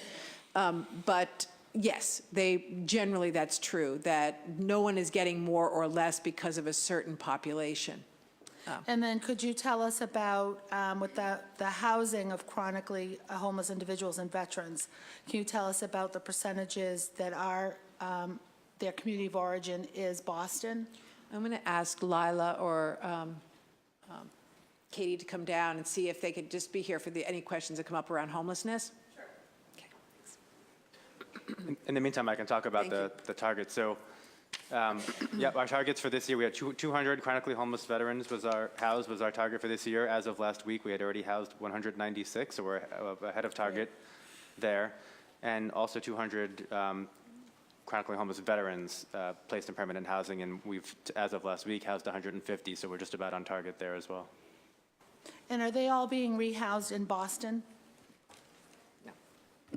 You're on. Rick, are all those with those projections? I'm looking at Lila. Oh, okay, I'm sorry. No.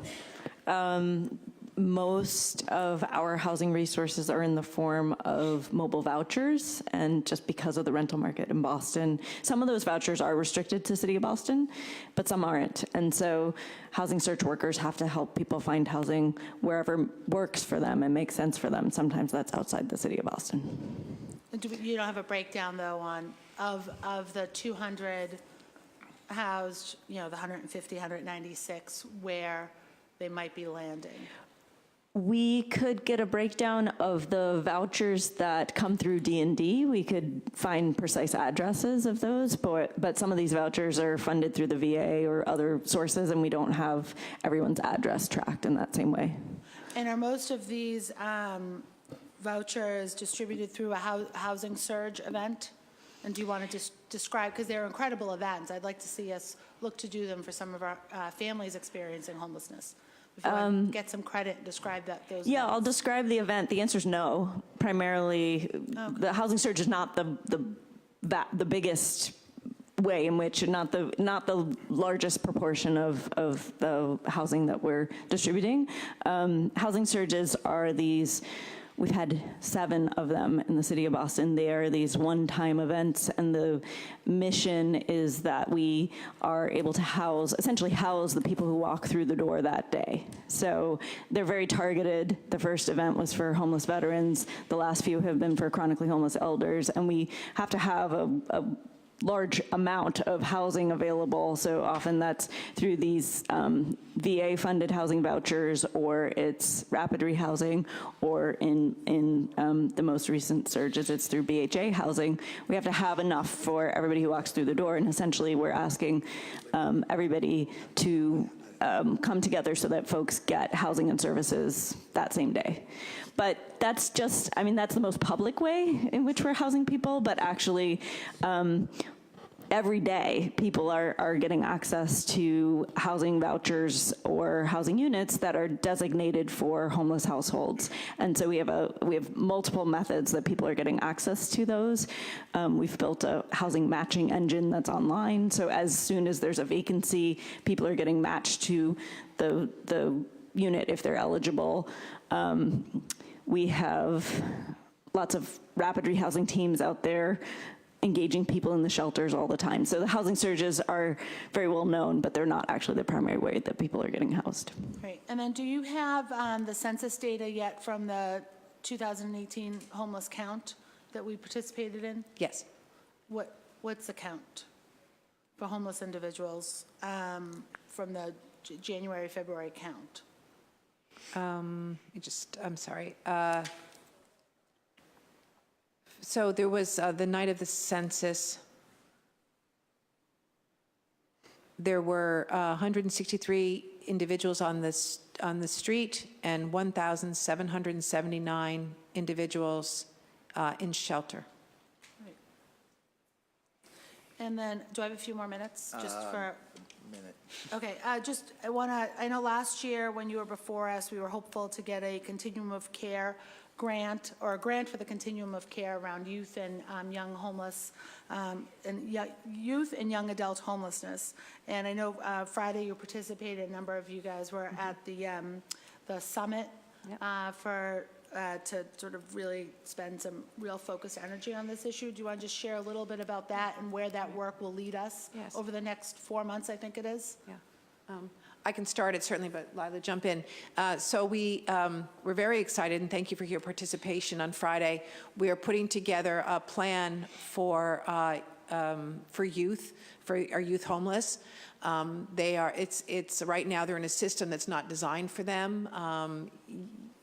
Teenagers and young adults should not be in adult shelter. They should not be on the street. They should not be bouncing around on couches in unsafe situations. But it's a bit of work that we are not experts in. So we have hired an expert, Matthew Aronson, and Friday we kicked off a planning process, and we hope that planning process is going to be done in about 4 months, I want to say. And we did recently apply to HUD for our work in this area. And I'm going to look to Lila to tell me about the timelines when we might hear. Right, so we applied for a very competitive grant to fund our work around ending homelessness for youth and young adults. It would be a large $2 to $4 million grant. HUD doesn't really ask you to ask for an amount of money. You actually put forward a plan, and they tell you how much money they'll give you. If we were to be awarded that, I think we would know in the fall. Is that right, Katie? More or less. It's hard to say sometimes. It's not, we put in a very competitive application, but they select, I think, 6 urban communities around the country and something like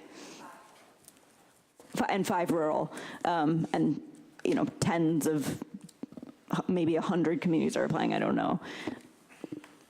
But we're proceeding anyways. So we've put in some funding for this consulting team. It's Matt Aronson and 4 others. We're very experienced, and we're going to put forward a plan and find other public funds to fund it if HUD doesn't come through. Great, great, and thank you for continuing to do that work. Thank you, Chair. Thank you. Councilor Edwards. Thank you. Just to shift to some of the funding questions and how we're continuing to develop. I was specifically curious in the voucher homeowner kind of debate. I think that there's been a false dichotomy, like as though we can't have both, increasing homeownership and also potentially increasing our vouchers. And part of that will require us to look at the different sources of funding. Right now, a lot of our funding is coming from the development of market rate housing. That's right. And I am curious if there's been any movement, analysis, or thought about bonding for housing, specifically with the CPA funding, which we can bond, and I don't know, $100 million to bond into the future of CPA payments to help pay for one or both or many other options. Yeah. We have looked at the bonding question. I'm going to defer to Rick. Yeah, we've looked at it. I think we've had some initial discussions with the Budget Office and others on whether this is something, we agree with you. I think we have seen other communities that have bonded for housing. We haven't taken that very far as of right now. CPA just had their first funding round issued a month or 2 ago. They're issuing their next one in the fall. My sense is that people want to see kind of how that process plays out and kind of get our feet under us before we think of something like bonding, because that will obviously tie up that revenue to pay the debt service on the bonds for some time to come. But we've definitely started the conversation and looking at that and getting a sense of what other jurisdictions have done with their revenue. Oh, that would be great. I personally would love to get an update on how that conversation's going. I understand for maybe this budget, it's not what we're looking at, but I think it's I think we would be derelict in our duty if we didn't think about bonding CPA for housing. And then, Sheila, Director Dillon, you had mentioned that that a lot of the developers were actually fulfilling their IDP goals on site, which was really comforting for me to hear. But I'm also seeing in East Boston and other places that they're doing what they can to build just 9 units and building just below the threshold so they don't have to have IDP applied to them. Is there any movement or thought about changing IDP in who it applies to for maybe all development going forward, in increasing the percentage in our buildings, and also, here's a third one, getting rid of any waivers so that there's no longer an opportunity to build off-site, but just requiring it all to be built there? Yeah. So I can tell you that we promised that every 3 years we would look at the amount that developers were being required versus units or money, the policies, et cetera, and the BPDA is taking the lead on that work, and I know that work has begun. I don't have a timeline for you. I probably should have come with a timeline, but I know that we promised an analysis, and it is underway. The we is the D&D and the BPDA? BPDA is taking the lead on this. They're doing the analysis? Yes. Okay. Yeah. All right. And then in terms of the other sources of funding, and I'm just curious about your thoughts on if we were to increase linkage, if we were to increase the IDP in general, their percentages or their amount, do you think there would be a negative impact on development? I think, as we did the last 3 years when we did IDP, we were very careful, and the equation was, or the task was, how much can we extract before development is no longer feasible? And I think, I looked at the numbers myself. I think we were very, very thoughtful with IDP. And we're having conversations internally about linkage as well. So all of that is going on, and we approach it that way. How much can we extract before development becomes obsolete? So I think there'll be more to come on that in the upcoming months about where we land on some of these analyses.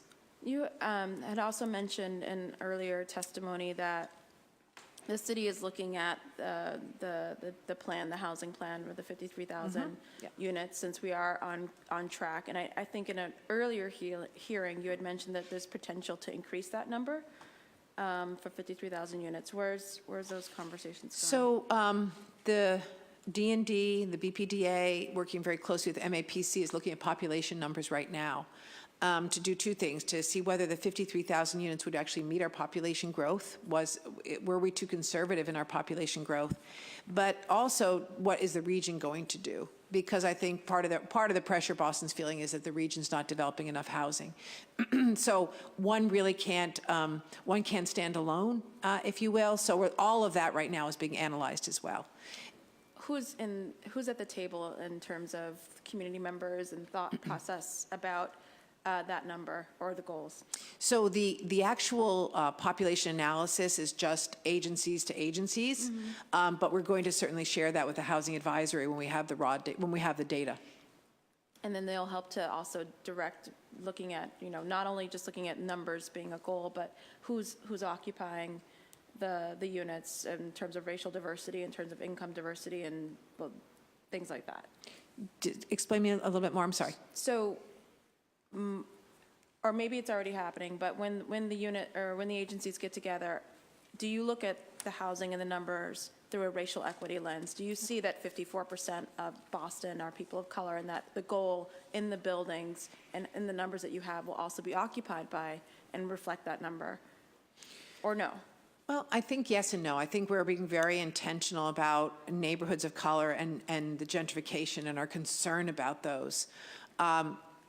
As more IDP units are created on site, there certainly is more of an opportunity for economic and racial diversity, and that's why we very much support developers doing it on site or in downtown neighborhoods where we're seeing them become much more homogeneous, and that's not what we want. We want integrated neighborhoods, both economically and racially. So I think yes, we have committed to continuing to put together a fair housing plan, which is HUD, we were working on it very, very diligently, and then HUD said we no longer had to do a fair housing plan, but we are committed with our fair housing partners to really look at and doing a fair housing plan to make sure our neighborhoods remain somewhat integrated and not gentrified. Just because I know I'm going to get the cane very soon, or the playoff music, but just because one of our biggest concerns is we are in the DND is in the building of neighborhood development, and we have a potential for a new neighborhood in East Boston and Suffolk Downs. We're going to be building that. And to be very frank, this is not to DND's criticism, but to the city's criticism. When we did develop a neighborhood, it was wider than the rest of us and richer than the rest of us in the Seaport. I think that was a failure. And how now we're going to sit back and come back to the table to talk about our new numbers for all of Boston, and how are we looking at the Seaport's failures to develop for all of us in that conversation? I think it's a very, very good observation, and I think we need to be very intentional about that. So I appreciate that. I appreciate that observation. One other planning question. I'm sure we all read recently that the federal government is again retracting its commitment to housing people, even though its job is to house people. And my biggest concern is their retraction is of course being placed on the shoulders of our poorest and most vulnerable people by now requiring or hoping that they will pay more of their income. Does the city of Boston have a full commitment to making sure that we're at 30% of income, even though the federal government may pull back and require 35 or 40%? Yeah. That's how we're underwriting all of our, affordable housing developments. We're using the 30% standard. If it's a home ownership project, we use 33 or whatever the mortgage product is that we're using. So they do vary some. When we look at what's naturally occurring, affordable housing, I think we were using 33. So it's very close to 30, but with the affordable housing developments, we're pricing everything at 30%. So in terms of our planning, we're not moving off of it. Now, the MRVP's estate voucher program goes to 40. So there is variation across the various programs, but by and large, we use 30%. And then I just wanted to go back to REMS. I forgot to ask this question. Of the percentage, or if you have raw data on the houses that go into pre-foreclosure, how many actually end up being foreclosed on? I'd have to get that, Okay. collect that data for you. I don't think I have that. Yeah, I don't think I have that, but we'll get that for you. We have the data. Thank you. Yep. Counselor O'Malley. Thank you, Mr. Chair, and thank you again to the previous speaker for noting, as I would like to reiterate, that support of both the piloted voucher program that Councilor Zakem is talking about and the first-time home buyer assistance are not mutually exclusive. Indeed, I do support both, and I do think that this is a conversation we'll be having. They're two different things, apples and chainsaws, not even apples and oranges. Thank you, Chief Dillon. I wrote down this quote. We see a lot of homeless folks from Quincy, for example, in response to Councilor tweeting, no George's. tweeting. I won't tweet it, but I do want to reiterate that because obviously that is true, and I have been dismayed by some of our colleagues in government from Quincy who have suggested that reopening the Long Island Bridge and opening, this is somewhat tangentially related, isn't a Quincy problem but a Boston problem. It is a Massachusetts problem, so thank you for that.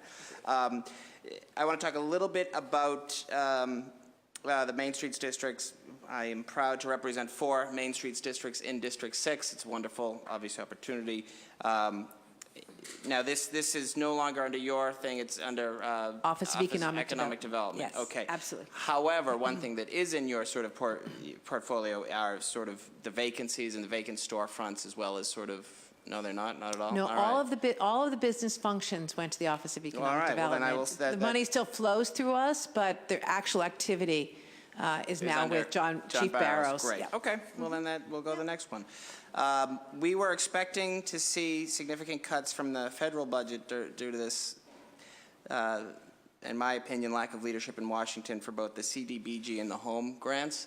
I think last year we were sort of girding for the fact that this was it, no more, and then we seem to have a reprieve. Can you talk a little bit about that? Or I guess a better question, way to phrase the question, tell me how you are dealing with the uncertainty in Washington as it relates to certain federal streams of revenue. So you're right, we did receive a reprieve. We're anticipating that CDBG is going to increase by 10% and our home funding is going to increase by 40% this year, but it's going to be an ongoing fight until there's an actual change, I think, in administration. The way that we use the majority of those funds, well, some of them are certainly for programs, and we would have a hard time replacing them, so we would have to cut back some of the programming. When we use them for affordable housing production and preservation, they're one-time expenditures. So if we have it, we spend, and if we don't have, we don't do. But the fact that we do use a lot of these funds for critical programs, we would have to either cut back drastically some of our important programs around homeownership and elderly home repair and business supports. The only thing we could do is look at operating or look at efficiencies or look at doing away with, less effective programs, but that would be tragic. Yeah. So, every year I think our approach is that we just fight really hard and line and link arms with our partners, and so far we've been successful. That's great. No, I know, and the uncertainty is almost worse than knowing that the cut is imminent because we have to be nimble, but I do appreciate your efforts in that. Can you talk a little bit more, because we touched upon it, and I don't have much time, but on expiring use as it relates to certain affordable housing, and you talked about the Forbes building, you feel somewhat confident that we're going to be able to protect the residents that live there, but other sort of strategies as it relates to managing what we have so that the deficit doesn't grow wider? So just a couple of larger thoughts on that. So every single affordable housing unit that we have in the city of Boston, we know. We know their address, we know how many, we know the apartment, we know with rental how long that deed restriction is in place. So we track, and we have a small contract with our partners at CDAC, and they actually track every deed restriction, who's the owner, when the affordability is coming due, and then when something we know has 5 years left, 4 years left, 3 years left, we're reaching out to the owner. We're starting to work with groups around organizing tenants, et cetera, and lining up in our budget support if we know we have to fund to keep it affordable. So it's a pretty well-organized effort. We meet on a very regular basis on all of these units. So that's how we approach it. And every unit is dear to us, and every unit has a person in it, and we're very worried about, keeping all of that affordable. These 13As have just consumed, for the last almost 3 years, they've consumed so much of our energy and money. They're a very, very expensive group of projects to preserve.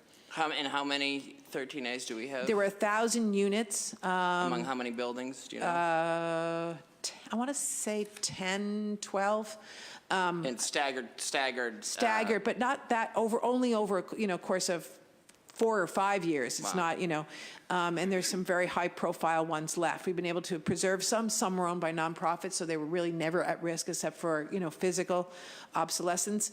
But there's a handful that I'm very worried about. Okay, and then finally, this body's been working closely with you and the administration, and virtually every member's been engaged in home share Airbnb type platforms. Does this budget reflect the necessary staffing levels to whatever eventual legislation comes out to sort of help oversee that and deal with that? No. That would be, I don't think D&D has contemplated that we would do the oversight of that. It's certainly an ISD do-it. I think it would be in those realms. And earlier, there was talk about the fees associated with the Airbnb ordinance.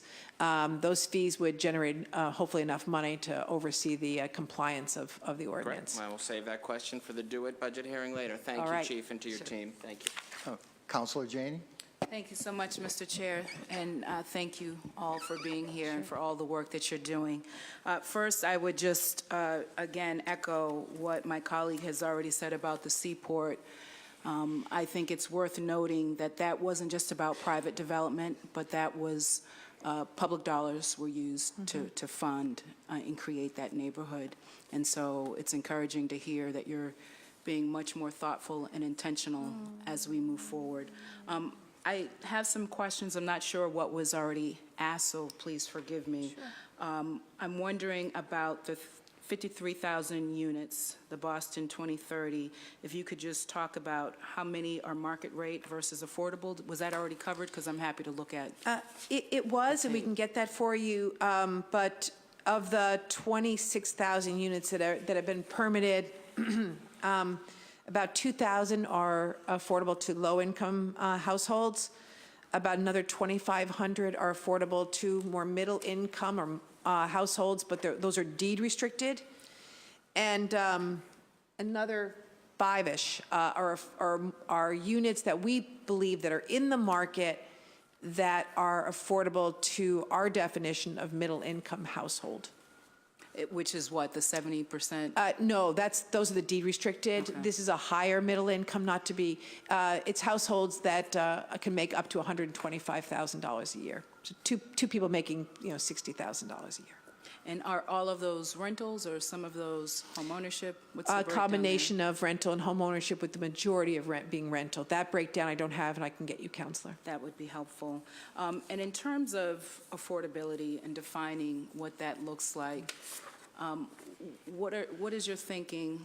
Where is the administration in terms of redefining? Yeah,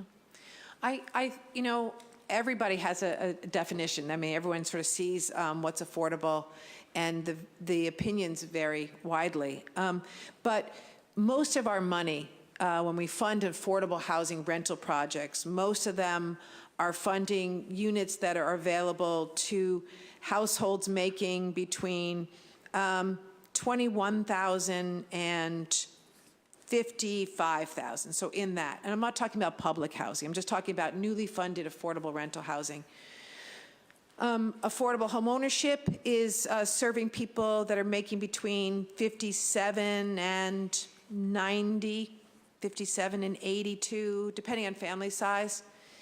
And then most of the inclusionary development units are rental, and they're serving households that are making, in the, between $50,000 and $60,000 a year. The average public housing tenant household is making $14,000 a year. So I think, everyone's got an opinion that we should not, I'm not saying this is about you, but about where we should put in all of our resources. But I think we really have determined that the need is across, multiple income groups, and that we should be refurbishing public housing that's servicing our, our housing our lowest income households right up to a middle income population and trying to keep them here. So, And how are you using an equity lens to determine who's getting what type of housing where? yeah.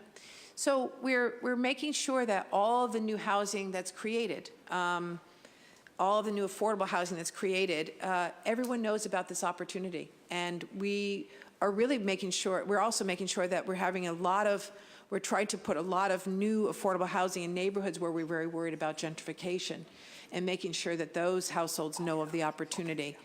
I always say while we really want to have mixed income and racially diverse neighborhoods, we really want to make sure that neighborhoods that are of color can also stay intact. So it's a complicated problem right now, and I'll leave it there. I appreciate that. Now, did you say earlier there were 3,000 IDP units citywide? Do you have that breakdown by neighborhood? I do. Let me just pull it up again.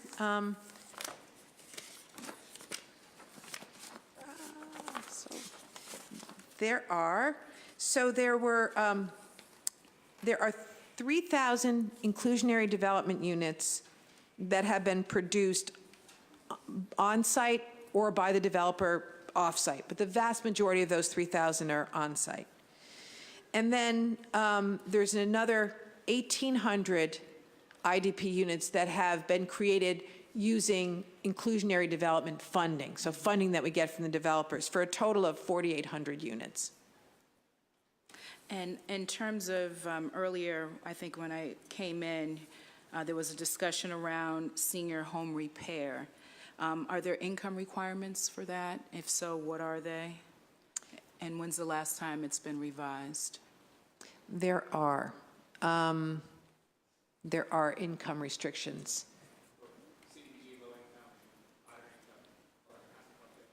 There are. I want to say the CDBG is 80% AMI, which would be probably mostly for a family of one, 57,000.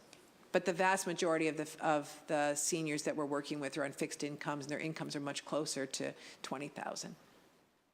Okay. That's it for now. Thank you. Thank you. Councilor Flynn?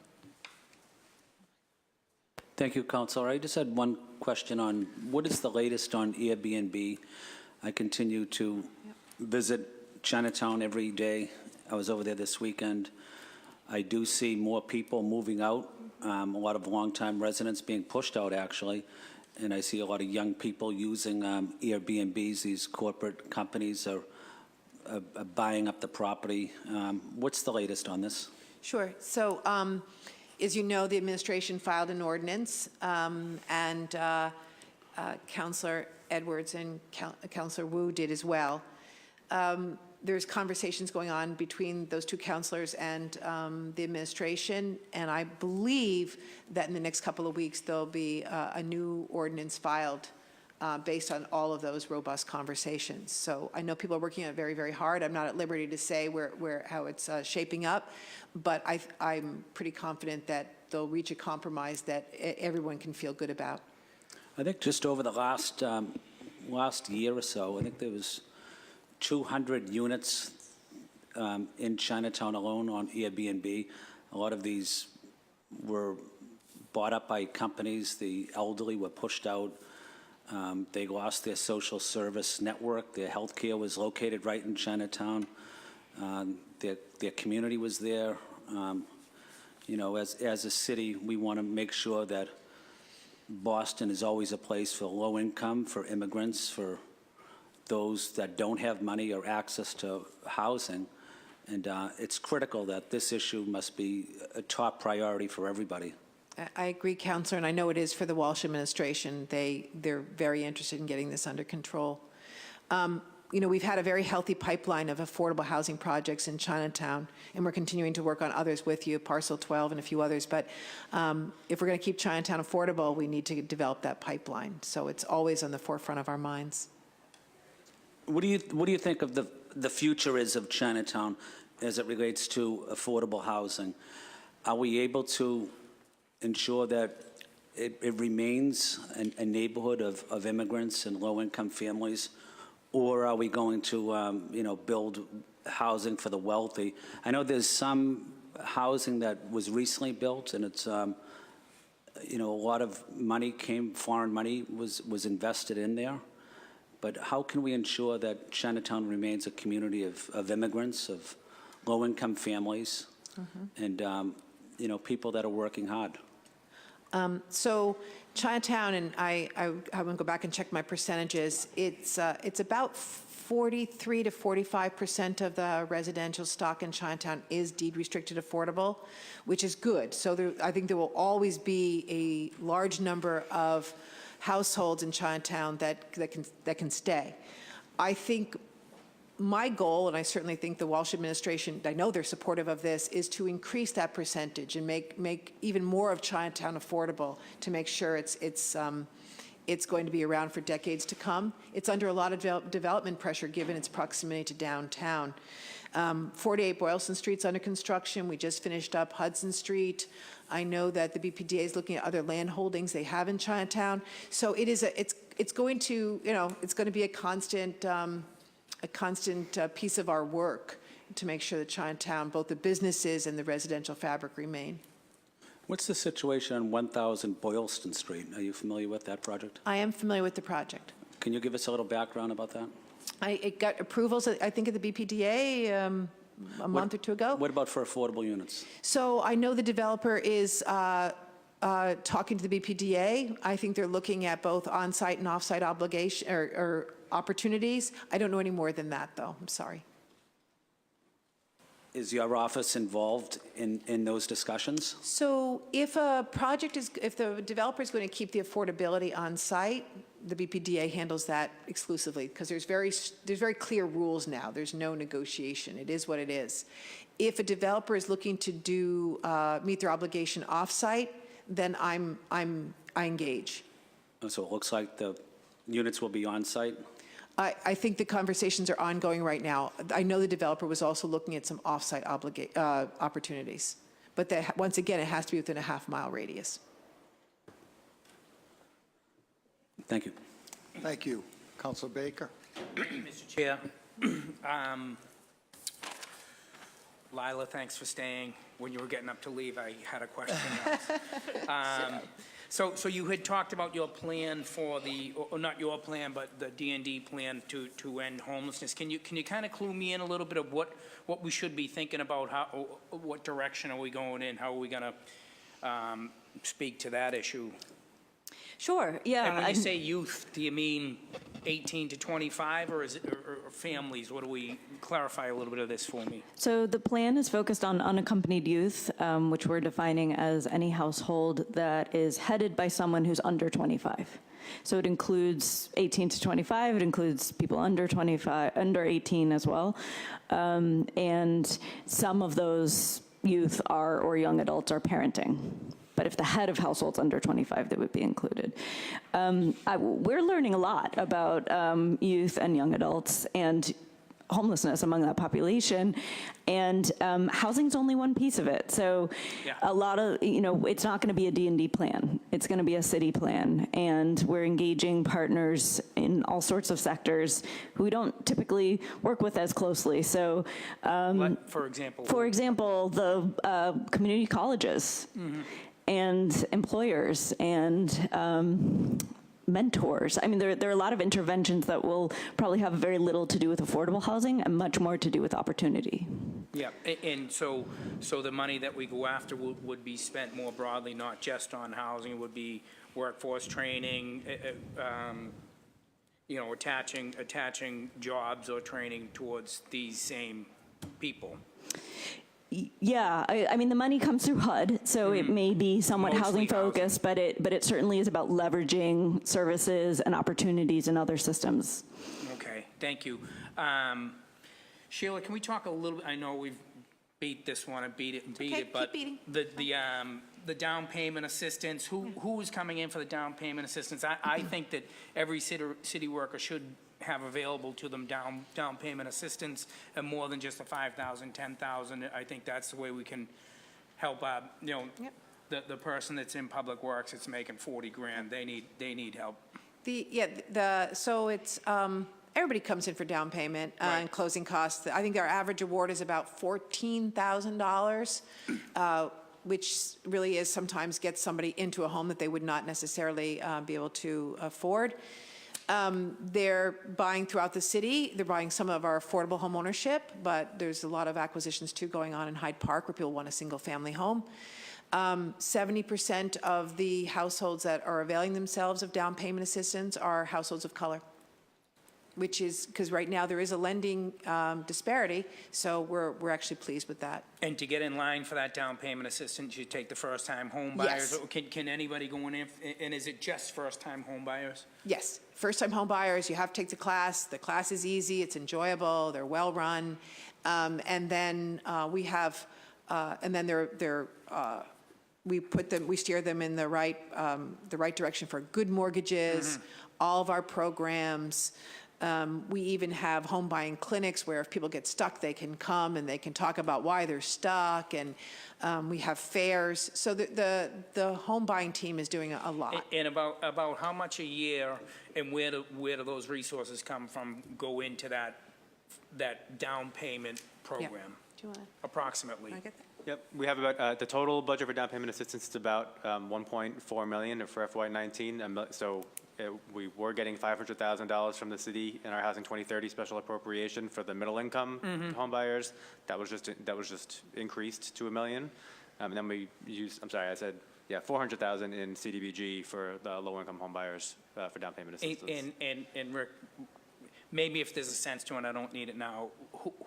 Do we have a number of, like an actual number of city workers, people that work for, that are on our payroll? And not now, maybe as you come across it, like who's taking advantage of, that are city workers, and maybe even break that down a little bit. They're coming from I'll see public health I'll or- see if we can get that, yeah. Okay. Yeah. And some of the unions have really good housing trust funds that we try to get the word out on And we too. should be doing that across the Ask board, me maybe and supplement the SEIU. union. Yeah, we actually help manage those, some of those union loan programs as well.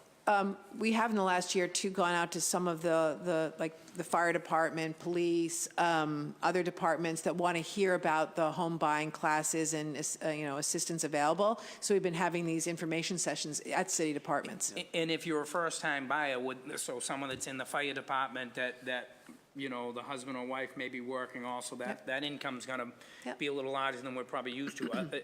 Is it income restricted or? Yes. You get the middle income?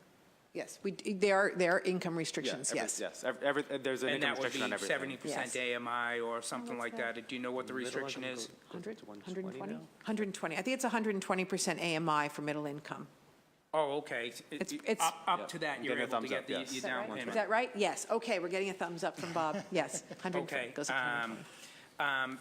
Sheila, you had talked about housing stabilization. Are we, and we're getting the office another $365,000? That's So correct. a couple things for me. How's that $365,000 going to be spent? How are we going to support that office? And then the second part of the question is, you had talked about averting evictions. How many were there? And can you explain to me some of the situations? How do we avert, stay away from those evictions? What happened? What did we do right? Sure. So this budget calls for an additional $150,000 for flexible financial assistance. And this money is really important. It's if someone has gotten behind their rent, someone all of a sudden is burned out, and so it's flexible money that we can use. We can use quickly. It That we doesn't can need use to go quickly and through get a- someone out of trouble. We are hopefully going to, if this budget approves, we'll get an additional case manager. Like I said, we're getting 125 fairly complicated. And explain a case management Sure. to me briefly. I'm going to go Sure. a little So, over my time on this one, if that's all right. The Office of Housing Stability has very talented, very committed individuals that do nothing but answer calls and walk-ins all day long. And these are people that have just general questions about their rights as tenants, or they're coming in with more serious concerns. They're behind in the rent. They are being asked to leave. Sometimes it's fault, sometimes it's no fault. So these folks are answering questions all day long and getting them hooked up to the resources that we have or that other departments have. So just having another body down there, because it's busy. If you walked in, you'll see people there. The phone's ringing. There's people waiting to talk to people. It's a busy department. So that's going to be key. We're also asking for $125,000 to up our legal assistance. There is no right to counsel in this state, so people that are being evicted are going into court or negotiating with landlords, and they don't have lawyers present. Then we would acquire the lawyer for. Right, probably contracting out with some lawyers or Yeah. Greater Boston Legal Services more. And that would happen through the case managers? Yes, yes. And then so people come in saying, you really need a lawyer. Because while we provide over the phone, we will say, this is your right, this isn't your right. We don't represent people in court. Right. So there's money for that. And then we're putting more money in for the emergency housing, because seem to have, every time you see there's a fire, that building is usually full of occupants, and we are contacting those people and helping them get back on their feet, usually through first and last, housing search, et cetera. So we've been running out of money every single year with that. We call it the fire fund, but it's really for other natural disasters. Do we try and get them into new apartments, or is it hotels or something like that first? The Red Cross usually puts them up right after the fire for a certain number of days. But then they've got, if their apartment is burned out and they don't have renter's insurance, sometimes we can get the landlord to keep them in place for a while. Sometimes we can't. So we need to start working with them immediately to find a new place, or tell them to go out and search, and then we help with first and last. I was at a rally this weekend, Codman Square. Was driving around looking at some of the safe streets options, things we have, the speed bumps and that sort of stuff. I ended up down on New England Ave. Yes. We own some property down there. Is there any interest down there? What is the plan for down there? We have right off of New England Ave, we have a fairly large, I want to say 20, 25 units of home ownership that we're doing with Codman Square that's supposed to start construction in the upcoming weeks. So that will fill in a lot of some of our vacant land. What address is that? Chris? We'll get that to you today. Will you please get that to me today? Yep. And so that was a piece of land that we already conveyed to Codman Square. Yep, they are designated. They're bringing their own land as well, and it's affordable home ownership that we've been talking about. So very, very nice development. A lot of the New England Ave sites we don't own, but we do own them. Some of these that will be developed into affordable home ownership. All affordable home ownership? On this particular development, yes. But there's. I'll get our inventory for you, and then the ones that we've already been designated. Okay. You haven't said much today, buddy, but I know, I'm talking too much. Donald's great to work with, and I'd like to look into, the plan down there. Okay. Some of the ownership, those sorts of things. I have an idea for you. Okay. And I think I know, I'm good. Thank you. Okay. Hey, just to follow up on Councilor Baker's questioning on the down payment program, is there a limit to how many people we can serve? Is there a waiting list, or? We're serving about 100 homeowners a year. With that program. Now, there's 2,000 or 2,000 plus that are taking our home buying classes and calling with questions and things, but actual down payment and closing costs a little over 100 a year. And so there is a limit to how many we can service. Is there like a wait list? I don't think so. I think we're serving everyone. We have had an issue with more middle-income buyers, and we've needed more money that's flexible. CDBG limits us to a lower income household. But by and large, we've been meeting need. This $500,000 in the budget will certainly help. Okay. And the timing plays a role too, because as we get towards the end of the fiscal year, we can kind of help tell people, we'll have new funding coming in next year, and we don't have a wait list. Yeah. Sorry, I'm just gonna. I remembered what I was going to ask.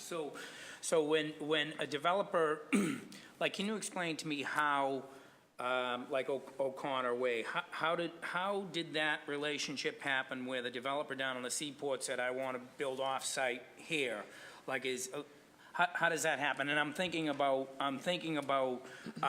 Muriel and McCormick, and they're going to be looked to building, replacing about 1,100 deeply affordable, then also build 200 sort of that middle income space. I know they're going to be looking for, I don't know, not to use direct designation again, but they're going to be looking for that sort of money. Is that something that happens? Is that something we should facilitate? So so on the old O'Connor Way, we do very much want the Seaport money to stay in South Boston. Yeah. And as we want it to stay in most neighborhoods where it's generated.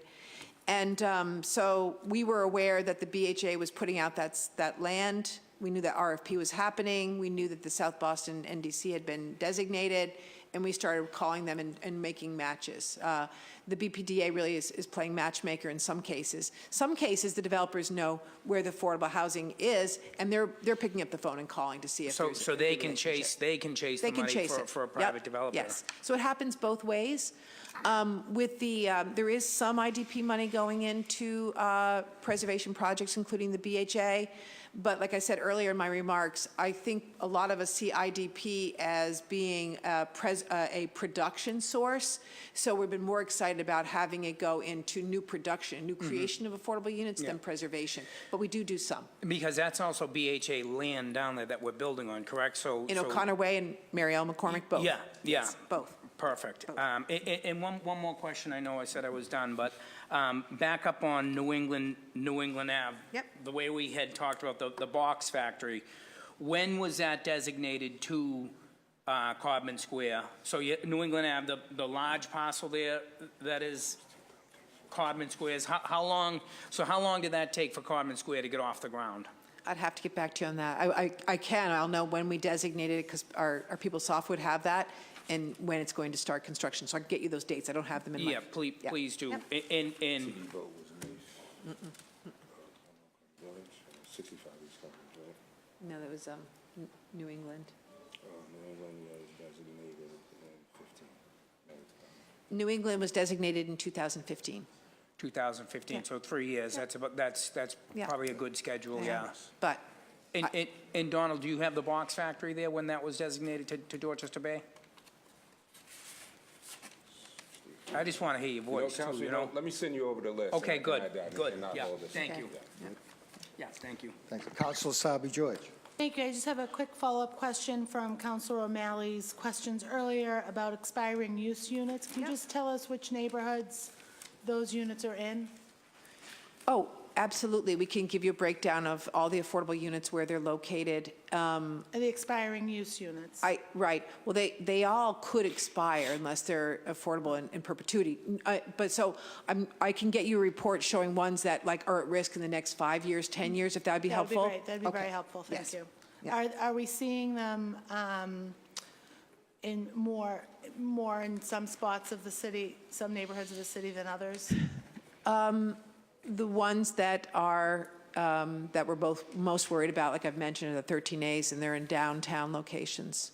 Yeah. And what's the timeline on those 13As? Because I think we talked about 13As last year. Oh, yes, it's all we sleep it, we breathe it. They will expire over the next, they have some 40T protections, but they'll expire over the next 4 to 5 years. Thank you. That's it for me, Chair. Thanks. Councilor Janey. I just wanted to come back to the down payment assistance. If you said the majority go to people of color? 71% of the households that are receiving down payment and closing cost assistance are households of color. And do you have a breakdown by ethnicity? How many are immigrants? How many are long-term residents? What that looks like? I know, let me see what I have. I don't, the piece I don't know is whether we would know how long they've been here.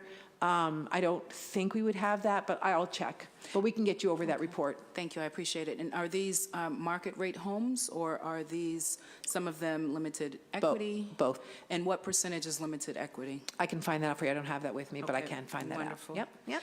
In terms of city-funded rental subsidies, So would be in favor of seeing that, and Okay. hope that your office would move forward, big proponent of making sure that, of course, we need homeownership opportunities and assistance helping families with down payment, but we also can look creatively at ways of making sure that there are rental subsidies. And I hope that we do that. One way in particular could be through flipper's tax or luxury condo tax.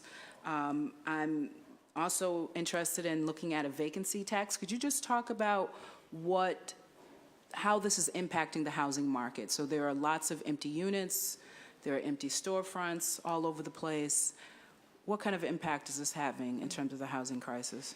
So certainly we know that some units are not being occupied, but I have no data and I don't know how to get it. I don't know how to quantify, and I'm asking around and nobody seems to know either, how we know whether a new apartment building, for instance, has, 15 of 100 units, vacant. So I walk around, I look at them, I see whether, there's lights on, but we don't have any data to know whether it's a very small percentage or a significant percentage. So I'd love to think about how to get that data, but right now we don't have a way of doing that. And I assume there's already been conversation about the short-term rentals. And I know in terms of monitoring, that's going to come out of ISD, but just the impact that is having on the housing crisis overall. I mean, our research has shown that there's about 2,000 Airbnb units that are whole units that are rented for more than, I believe, 250 days a year. So there really are, they're units that are off the residential market. Okay. And then finally, I've heard over the weekend an issue with the piano factory and that people are being displaced or asked to leave. Yeah, I heard that a couple of days ago. Do you have any more information on that? So the piano factory was an affordable development that lost its affordability restrictions in the 90s, I believe, Counselor. And but then there was a subsequent agreement that some of the artists, especially the artists that were using the piano factory to work in, could stay. And I believe those restrictions are now up, and the owner has asked very long-term residents to leave. The administration is calling the owner. They're outraged. So we're working on it, and we can certainly report back when we have more. Wonderful. Thank you so much. Yeah. Is everybody?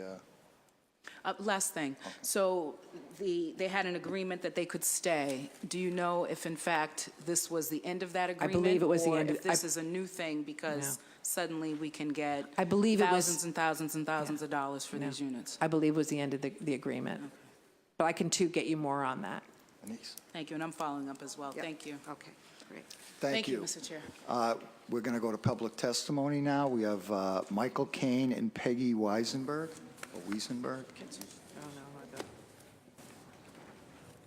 we go. Yeah.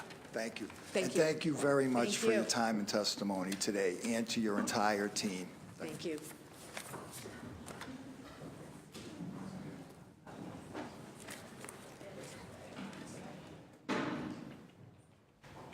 Hi, Counselor. Hi. Hi. You're probably as hungry as I am, so. Well, thank you for waiting this long for the public testimony. My name is Michael Kane. I'm from the Mass Alliance of HUD Tenants, and we are spearheading a coalition of about 30 organizations that have sent a letter to the mayor. I have copies of it for the council. I think most of you received it. That supports, again, the idea of a city-funded rent subsidy program. We want to thank the counselors. There are 10 counselors, Counselor Asabi George and Janie are among them, that also sent a letter to the mayor supporting rent subsidies for very low-income people. And Counselor, you had mentioned the need for homebuyer assistance. We certainly support that. It's not an either-or thing, as Counselor O'Malley pointed out. There are needs for all kinds of housing assistance. But one of the biggest flaws in the mayor's, shortcomings, I should say, of the mayor's housing plan is that the low-income units, which they just talked about, 2,000 units of new low-income housing in the last year, are targeted to people at 60% of the median. Now, most of the renters in the city are actually below that income level, most of them. The people that are below 30% of the median, almost everybody in assisted housing is certainly below 30%. But there are many people, the people that are really getting squeezed out of the city are low-income renters, predominantly, but not exclusively, people of color. And the numbers are, according to the mayor's plan itself, there are 38,200 low-income, non-elderly households that will need rental assistance by 2030. 38,000 people that are not assisted in the mayor's plan, except for one thing. The mayor's plan says that of the new low-income housing units built for families, of which there would be 6,500 out of the 53,000, out of those 6,500, 1,700 would be for very low-income people. How is that funded? They're taking vouchers from the BHA pool and converting them to project-based vouchers. So that's fine in terms of making sure that some of those new low-income units are available for very low-income people. But there's not, in the mayor's plan, there's not one unit of net low-income rental housing for families. Zero in the mayor's plan. Now, that's a major shortcoming, we think, and the city's always embarrassed when we bring that up, but that's what it says. So some of those 2,000 units will be affordable to very low-income people because vouchers will be used for them, but that's vouchers that come out of the voucher pool for the city. So it's not a net increase. So one way to address that is for the city to come up with supplemental funding for low-income renters. That's what the proposal is. It would be to create project-based rental assistance, project-based vouchers, just like the ones that the BHA is actually doing, but to increase the number by coming up with an additional funding source. So the city of Boston, the BHA, gets about 13,000 rental vouchers from HUD each year. And fortunately, Congress did sustain that and actually increase it slightly in 2018. We think they probably will in 2019. We don't know what's going to happen after that, but at least there hasn't been a cut in vouchers. But the need is still very great in the city, and that's what we're looking to get support from the council for. And we, again, appreciate that 10 councilors have stood up for that. I just want a couple of points, though, additional points. The City of Washington, D.C. program on which our proposal is based, it's called the Local Rent Subsidy Program, is funded out of the regular city budget.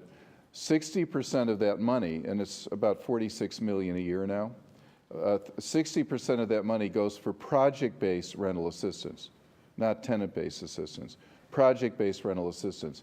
That is much less expensive when especially if it's tied to a low-income housing tax credit unit. So for instance, if you take those 6,500 units, there are probably some project-based vouchers planned for those now. They cost about $10,000 a year to subsidize a very low-income person who's below 30% of the median, about $10,000. Well, we have a recommendation for how to fund that, which is in our latest proposal. Our recommendation is to take the new revenue from the luxury condos that are being built in the city. The new revenue, just the property tax revenue. For every $1 million in value, the owner pays about $10,500 a year in taxes. That's the tax rate. That's enough for one low-income renter on a permanent basis. If you took that new revenue and simply set it aside for the low-income renters, it would be a one-for-one correspondence. So look at the Millennium Building. We looked at it today, coming over here. 442 new luxury condos in the Millennium Towers building that's already opened. The average sale price was $2.4 million. Very few people in Boston can afford that, and hardly anybody from Boston bought into it. They're mostly foreign investors. Only 25% took the residential exemption. So most of them are actually foreign investors that are purchasing a unit. The top floor was purchased by John Graken for $37 million. And that one unit alone is generating $370,000 in tax revenue for the city of Boston. That's enough for 35 low-income renters. That's, the tenants are here from Newcastle Saranac, one of the 13A buildings. We're going to be meeting with Sheila Dillon saying we need 35 units of project-based vouchers to make sure that families can stay there. Well, that one unit in the Millennium Towers building is enough money to take care of the entire building at Newcastle Saranac. So our recommendation is earmark just the portion of new tax revenues from the new luxury condos that are going up in the city, just that portion that's above $1 million a year, earmark that revenue for low-income rent subsidies. Millennium Towers is generating $10.9 million a year now. $10.9 million. That is enough for 1,000 low-income rent subsidies. Right? Because it's so you get the point. Sheila Dillon was mentioning she thought $5 million would be enough for 300. That's if they were rental vouchers, they are a lot more expensive. But if they're project-based vouchers, it's enough for 500. So we think this is a way to address the problem of homelessness in the city. 1,000 units would go a long way toward addressing the other problems that the city's plan is addressing, like chronic homelessness. 1,000 units that could be made available for housing first low-income homeless people. So that is we just wanted to emphasize those points. Councilor, we need your help to send that message to the city that they need to come up with some of that money, or just earmark that future revenue. 2,200 luxury condos are being built now all over the city, including in Brighton, including the South End, East Boston, Charleston. Every single neighborhood is getting these luxury condos. We think that's driving the rents up. That's driving lower income. It's making it harder for low-income people to stay in the city. It would be poetic justice to take the revenue from those luxury units alone and earmark it for low-income renters. If you phase it in over the next few years as those buildings come online, we're talking 4,000 or 5,000 low-income rent subsidies. It wouldn't take anything out of the existing budget. We're just taking it out of future revenue. So we're encouraging the city to look at it like that. You don't even need an ordinance. You don't need legislation.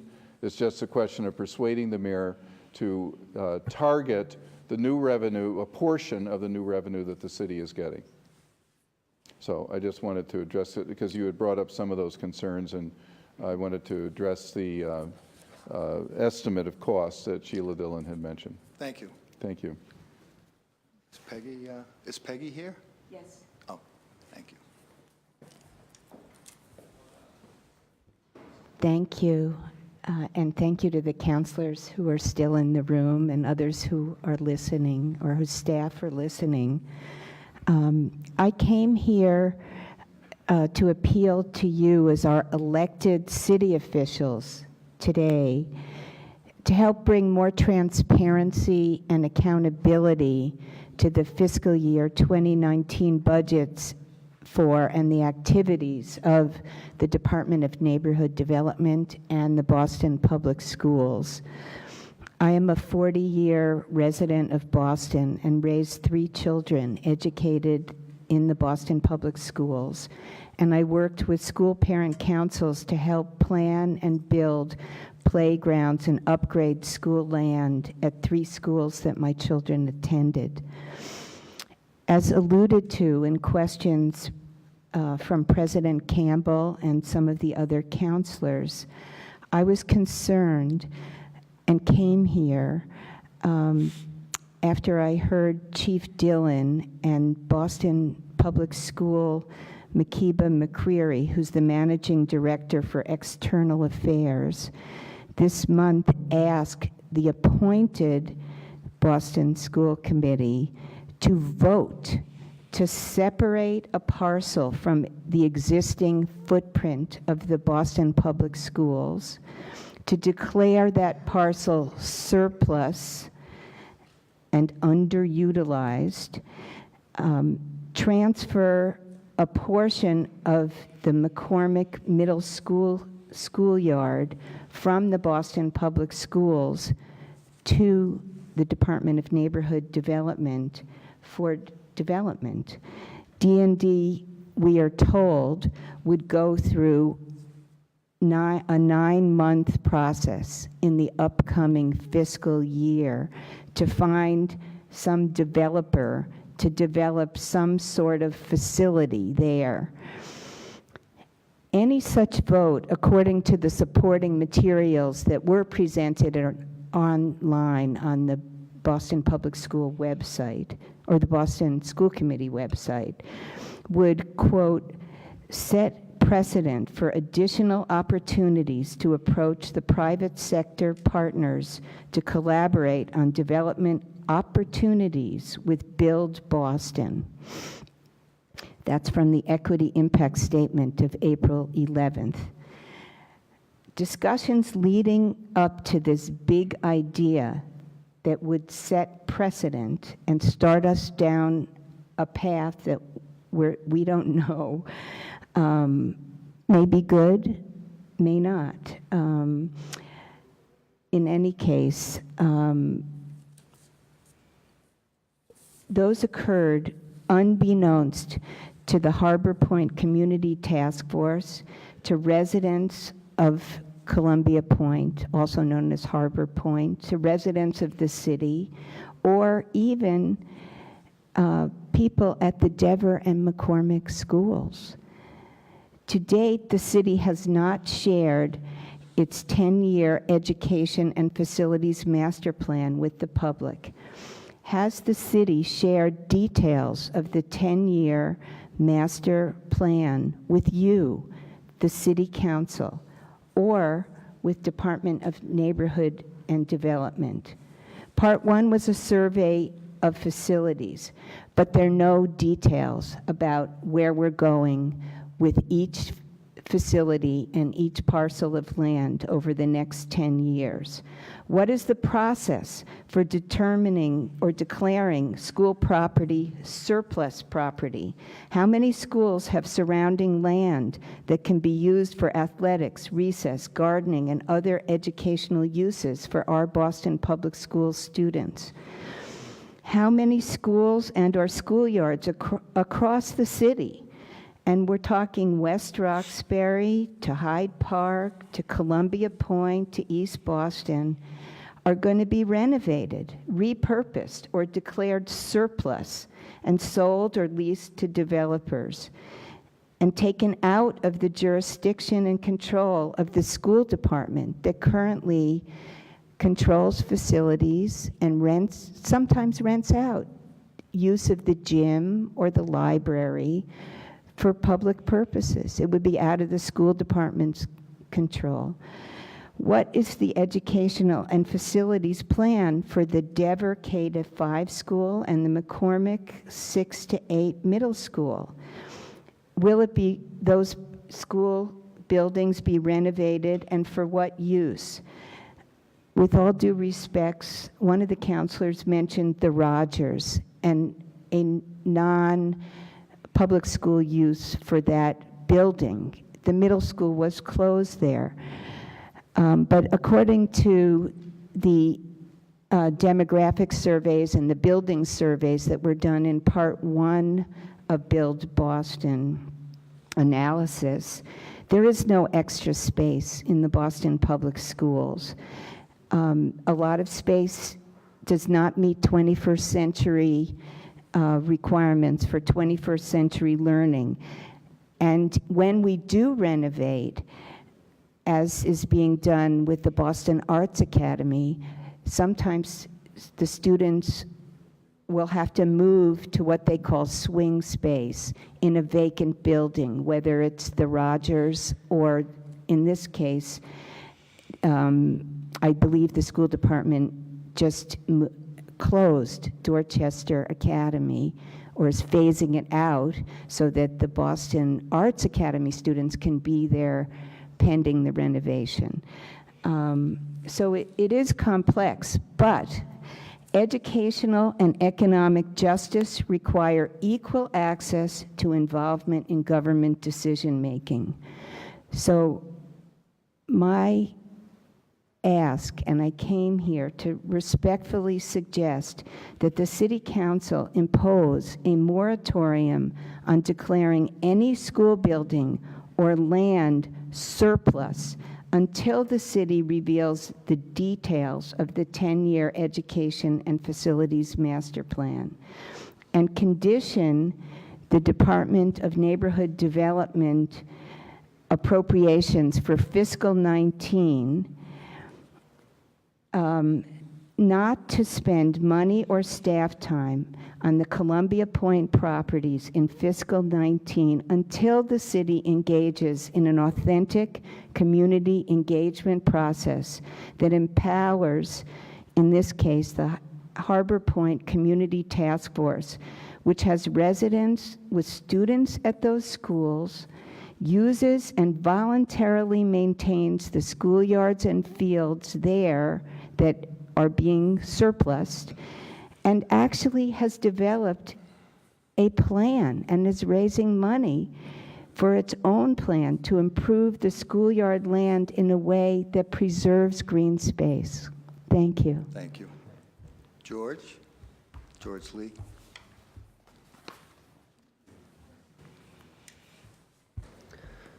Hello, good afternoon. My name is George Lee, and I'm part of Keep It 100 for Real Affordable Housing and Racial Justice. So the Boston Globe was a finalist for the Pulitzer Prize for its series on race, and one of the main articles that really caught people's attention was how wealthy and white the Seaport District is. But the fact is that it's not just the Seaport that's headed in that direction. Earlier, Sheila said that Roxbury, Dorchester, Mattapan are where the majority of the evictions are happening. And we know they're also happening in East Boston, in Jamaica Plain, in Chinatown. And that we have to have policies that make sure that the city stays welcoming to people of color and working class folks who've been here, to their children who are growing up, and to folks moving in here. Otherwise, we'll have a bunch of Seaport looking like neighborhoods all over the city. You know, if you look at the incomes of folks in a lot of the neighborhoods, as I know folks have heard from your constituents, you know, in Roxbury, a lot of folks are making less than $30,000 a year. In Chinatown, also, same thing. But that's not who we're building for. And so there's a few myths out there around housing that I think are really important to tackle. One is that the housing crisis is primarily about just the middle income, what the city calls middle income folks. And it's true that some folks are getting squeezed out, you know, if they're making $70,000 a year. The city even says, you know, the folks making $125,000 a year are facing hard times. But that's ignoring all the folks making way less money. You know, most of the city makes less than $55,000 a year. And if you're gonna build, you need to build for everyone, not just the folks who the city is calling in the middle, which we're actually up in the higher end. You know, folks have talked in Roxbury about needing real median incomes based on what Roxbury folks make. If you look at who is housing burden in the city, almost 50,000 folks who make less than about $30,000 a year, 50,000 households, I'm sorry, pay more than 30 or 50% of their income on rent. And so for all the folks who say, oh, you know, all the poor people, they're set, they have all these programs, they have public housing, you know, it's really everyone who's making more money who's suffering. A colleague of mine pointed out the other day, well, would you trade places with them? Would you trade places with someone who's making $20,000 a year, working full-time, and supposedly getting all these housing benefits? And the answer is obviously not, because it's really hard making ends meet, and most folks at that income level aren't getting housing assistance. So that's one myth, is that we need to only build for the so-called middle income, as if it's okay to ignore the folks at the bottom. I think the other myth is that homeownership is the main thing that we need to go for, and that building affordable rental goes against that. The fact is, you can't save money to buy a home if you're paying 50, 60, 70% of your income on rent. So a lot of the folks I know who've been able to buy homes is because they were able to pay decent affordable rents, save money over time, and then buy homes. So I hope that folks don't fall into that trap of ignoring the vast majority of folks who are really struggling getting evicted who are paying rents now. So here's 3 solutions. One is Keep It 100's in support of the campaign to get low-income rental subsidies, which would really be attached to these new projects. So the administration and Sheila have said they want to make sure we're building affordable housing. You know, the idea right now behind these rental subsidies is they're not vouchers you're taking to go and pay off some $3,000 a month rent with some landlord who's charging exorbitant rents. It's for the CDCs, you know, the Madison Park Development Corporations, the JPNDCs, the CDCs across the city who are building affordable housing. Right now, they can't afford to actually build a lot of housing that's reaching the lowest income levels. And most of them have actually signed on to this campaign because they know that if they get more vouchers, they can serve folks who really need the housing. Because you can only get a few Section 8 vouchers or a few MRVP vouchers from the state. Councilor Janey asked in another hearing what lessons there are from other cities. So it's not just Washington, D.C. Seattle is spending $6 million a year on rental subsidies. Waltham is using CPA money for rental subsidies. So it's very doable to do, and it's important that we do it. A second solution is right now, D&D only requires that 10% of city-funded affordable housing goes to homeless folks or folks making 30% AMI or below, which means folks making about $30,000 or less. But again, other cities are doing this much stronger. In Seattle, half of the new affordable housing is required to be for folks making $30,000 or less. Again, really addressing the needs of the folks at the bottom. And so that's something that D&D could change in its policies, along with having the vouchers to back it up, is by requiring more affordable housing is actually at those lowest income levels. And then finally, we need to change the overall citywide plan. A number of y'all asked today, you know, out of these 53,000 units, how much is affordable, how much is market rate? And it's really not a lot that's affordable and truly affordable. And in fact, the city is falling short of even the goals it set out at the beginning. And so even though, you know, you can get the kind of basic answer, you know, 20% is deed restricted, 20% is market considered affordable, 60% is market rate at higher levels, it's important that City Council really be more active as the mayor and the city are looking at revising that plan to look at the details. So for example, 20% of that housing that's being that they're calling affordable, as Councilor O'Malley pointed out, could be $3,000 a month in rent.